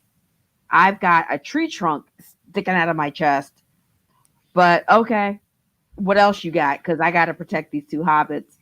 And the two hobbits like, okay, we've got to get in the middle of this. And it's like, no, run. But I appreciated why they were trying to protect their friend, you know, with everything that he was doing to trying to protect them. But just the fight sequences just got better and better and better and more painful and more heart-wrenching and more gut, you know, tearing. Oh my goodness. But that's why my favorite line at the end of that movie was Viggo looking at them. We cannot let them be abandoned and carried away. We have to go get them. And then watching both Legolas and Gimli wrestle with that, because their instincts are to go for the ring bearer, but they know they have to go. And an important moment, of course, which, you know, can easily go unnoticed, not to anybody who's watched the films over and over and listened to the commentaries and stuff probably, but at that moment, you know, as they're sending Boromir over the falls of Rauros, it shows Aragorn having taken on Boromir's vambraces, and so he's taking on that, you know, in that part of Boromir, that legacy, that oath that he's sworn in. He is now a man of Gondor moving forward, and he's moving towards his destiny and honoring his fallen brother. So it's just beautiful. And I love that moment is underplayed. Like, you don't even necessarily pick up on it. I think it needs to be underplayed, doesn't it? Because they still do kind of like paint him as the reluctant hero in the next film and the next film. So you kind of have to. But it's a really good detail to that scene. Yeah. And again, but leading up to that first arrow hitting Boromir, That's actually a moment when Howard Shore greatly expands the story in the extended cut, because you got the added bits of like marrying Pippin, as it says that hobbits do in the book. They're very good at throwing stones. Yeah. And so they get in on the fight, and so the music expands to the, you know, all this choral music, which actually comes back in the beginning of Two Towers. But what's great about that is it builds up to this high, and then as soon as Lurtz, you know, fires that arrow and it hits Boromir, music cuts out, and you just feel the weight of that. God, it's so good.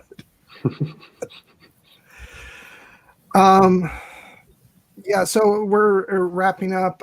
Amy, did you have any final thoughts you wanted to say? I think that this was probably the most impactful watch for me because I was watching it with my friends who are such Tolkien fans. And so I think this is obviously a movie that's worth as many watches as you can possibly give it with how much time you have. But I think also watching it with people makes it really special. And, you know, when I first saw it in theaters, I wasn't alone. But every watch after that, except for the one we did last night, was by myself. And I think that this is really, these movies and the Tolkien fandom in general, I know obviously all three of you can speak to this much better than I can, is a family. And I think that these tales of adventure really bring us together. They teach us a lot about loyalty and about bravery, and also about, you know, when it's important to fight and when it's important to run. Things like this that, you know, are important even in our everyday lives. And I think that this was especially impactful to me because I finally know enough to, you know where things geographically are and get the names down so that I can just enjoy the emotions of the characters and of the plot rather than trying to kind of keep things up in my head. So the more you watch it and the more you get familiar with the place names and with the character names and, you know, their backstories, because there is a lot there that you kind of, if you're just a movie watcher, you can kind of read up on the wikis and that kind of stuff. And then whenever you see those character moments, it makes a lot more sense and it's more impactful. So yeah, I would say even if you're never going to read the books, kind of learning as much as you can through videos such as Voice of Geekdom's over there, kind of really round out this series for you and make the world building even more large, because, you know, Tolkien created such a huge world that the more you learn, the more that it feels real, the more that Middle Earth feels like a place that you can really travel to in your heart. I got a little feels there in the end, but you know what I'm saying. Yeah, I will say that, you know, we've spent 3 hours talking about this film, but for me, it feels like it's never enough because words can't describe how much this means to me. I mean, I've spent 20 years being obsessed about these films and this one in particular. I always say that the films for me got, like the experience of watching them got even better as they went on. But in a lot of ways, Fellowship of the Ring is still the one that means the most to me. Because, well, it was, I wanted to ask you, why is it your favorite? Because you said earlier it was your favorite. Well, actually, it's not necessarily my favorite, because I've also said that it gets in the movie as a whole, as I consider it, gets better and better for me. So you know, there's a part of me that loves Return of the King the most just because of how emotional it is. But in terms of, like, if I'm being truthful about nostalgia and how much, you know, the particular films mean to me, Fellowship is very special just because it was that first experience, and because you got that opening in Hobbiton where it feels like, as a book fan, you're returning home, and I just remember all the anticipation for it, and getting to also share that with my mom, who had read The Hobbit but didn't know the story of The Lord of the Rings. So getting to see it through, not just through my own eyes, but through her eyes, of discovering the story for the first time, and just watching the world discover Lord of the Rings for those people who had never read the books. it's just it reminds me of a very special time in my life, even though maybe other stuff in my life wasn't as great. We tend to have rose-tinted glasses, and I'm sure my high school years were not, particularly as wonderful. But I do remember just the joy of these films, and yeah, it's something that stands high in sort of the memories of my youth, and I don't think I'll ever experience that again, as seen with the Hobbit films, which I did enjoy watching, but even putting discussions of how good they were or weren't, the experience was never going to be the same for me because it was a very specific moment in my life. So okay, final thoughts, Dan and Carole? Don't know. Other than thanking you for letting us come on and talk about this wonderful movie, I don't really have much to add. Yeah, absolutely. It was a joy to have you guys here, and it's not over because all four of us will be here next week along with Helen and Erin. So the fun continues. Yes, thank you so much for coming on, you two, and we are very excited to have you back. Returning guests are the best guests. I do have one thought, actually. I was wondering whether maybe all four of us could do something on my channel as a little kind of preview. Maybe bring some of my fans over to this next stream. I spoke to John about this already, and I tried to get somebody else, actually, but he at the end turned me down. But I was wondering whether maybe we could all do something on my channel, maybe pre-recorded. Just something short, but we can talk about that another time. Yeah, I'm definitely as soon as we, as long as we can try and work the timing out, because or I could just start doing what Amy does and just say the hell with my sort of mental health, presumably, and just. Never say no, John. Yes to everything, and no one's ever disappointed. Do all of the things. Or she can just give me that time turner. I allegedly have one. I have never confirmed. I cannot neither confirm nor deny that I have a time turner. So make of that what you will. I told her to prove that she doesn't, and somebody raised the point, like, how would you prove that you don't have one? So yeah. So once again, as I've said over and over, come back next week at same time, 5 p.m. We'll be talking about The Two Towers with Helen and Erin, and then and then in the weeks following Lord of the Rings, we're going to have a bunch of other stuff. We're doing the Muppet Christmas Carol on the week of Christmas, and then we've got something special coming up the week after that, but I'll hold on to that. But it'll be I'm very excited for it, and I just bought a shirt, and I'm ready for it. I'm going to rep that franchise, but it's a secret for now. Okay. So Amy, go ahead. What you got coming up? Going to keep it real quick. Just follow me at Amy Blackfire on Twitter, and please subscribe to my channel and check out my blog if you prefer to read, but you don't have to ever read any of my stuff. I read my essays to you in videos, and I also have guests on to talk about them. So yeah, like I said, that Cersei and Lyson Omar videos are coming up, and then I'm going to have John on to talk about kind of gender discrimination in fandoms and kind of how we've been taught to like male strong characters and not so much female characters who, use soft power and have perhaps more softer storylines. Probably definitely going to talk about Sansa a little bit for sure about that. I've been thinking about looking at how the A Song of Ice and Fire fandom is just so into Arya, because she's like assassin and all of that, but then Sansa, her storyline's boring because she does more soft power stuff. So and we're gonna talk about costume dramas and why it's okay to like them as a man. This totally is not just an excuse to talk about Kira more. No, it's not a reason to either to talk about an excuse to talk about Outlander. This is not at all the reason we're doing this. Yeah. All right, Carole.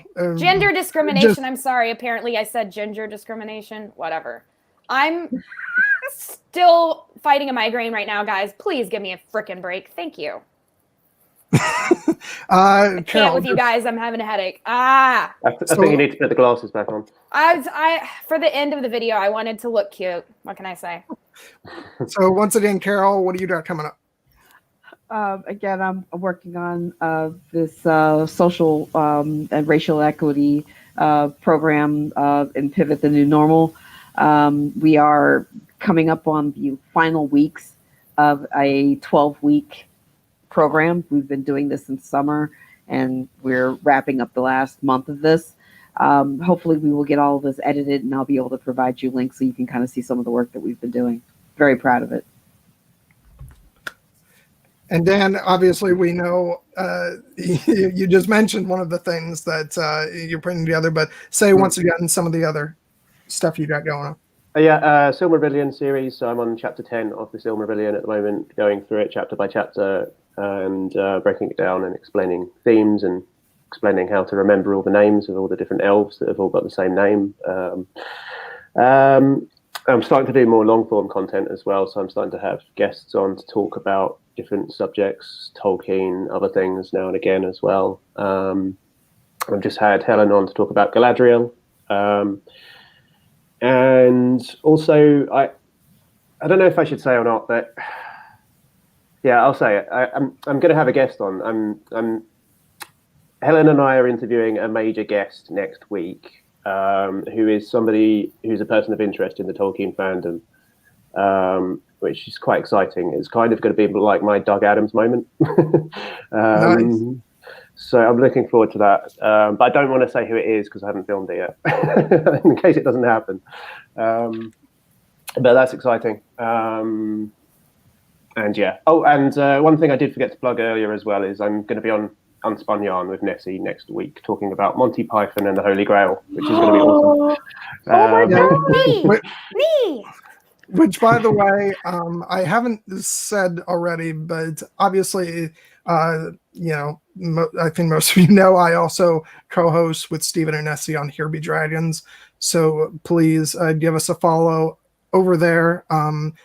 Tomorrow we're going to have a celebration for Stephen's birthday. Last week we covered what's aired so far of The Mandalorian. We do lots of coverage there. So please follow us there. And of course, Nessie also has her channel, The Unspun Yarn, where there's so much good stuff. Obviously Amy's been doing, started doing Bleep the Patriarchy. Bleep it, y'all. Yeah, and so much other stuff, Arthurian legend content, and lately, because of course they'll be, doing Monty Python and the Holy Grail, which I just saw for the first time. I love that movie. And throughout the season, there'll be great rejoicing. Yeah. So I'm just real quick going to put up, here's the Twitter link for Here Be Dragons, and let me see if I... And Here Be Dragon streams every Sunday at 6 p.m. Eastern, correct? Yep, 6 p.m. And Nessie usually streams on Wednesdays, but definitely turn on that little notification bell so that you'll know exactly when. And Lady Starfall, you must see this movie. It is awesome. Monty Python is the Holy Grail is just meanwhile so silly, and it leans into the silliness, and it's just a fun watch. Heavily leans into it. I watched it. The coconuts get me every time. I've watched that movie 20 times, and it's still. I watched it with you guys, and I was like, "Oh God, this is what most people know of Arthurian legend. What the hell?" It's actually surprisingly accurate to Arthurian legend in some ways. Like it's actually cleverly accurate to it in some ways. Like obviously it's silly, like with the coconuts and everything, but remember it's What was I saying the other day though? Like I was filming a city hall meeting at work, and one of the speakers said tracts of land, and I started bursting out laughing.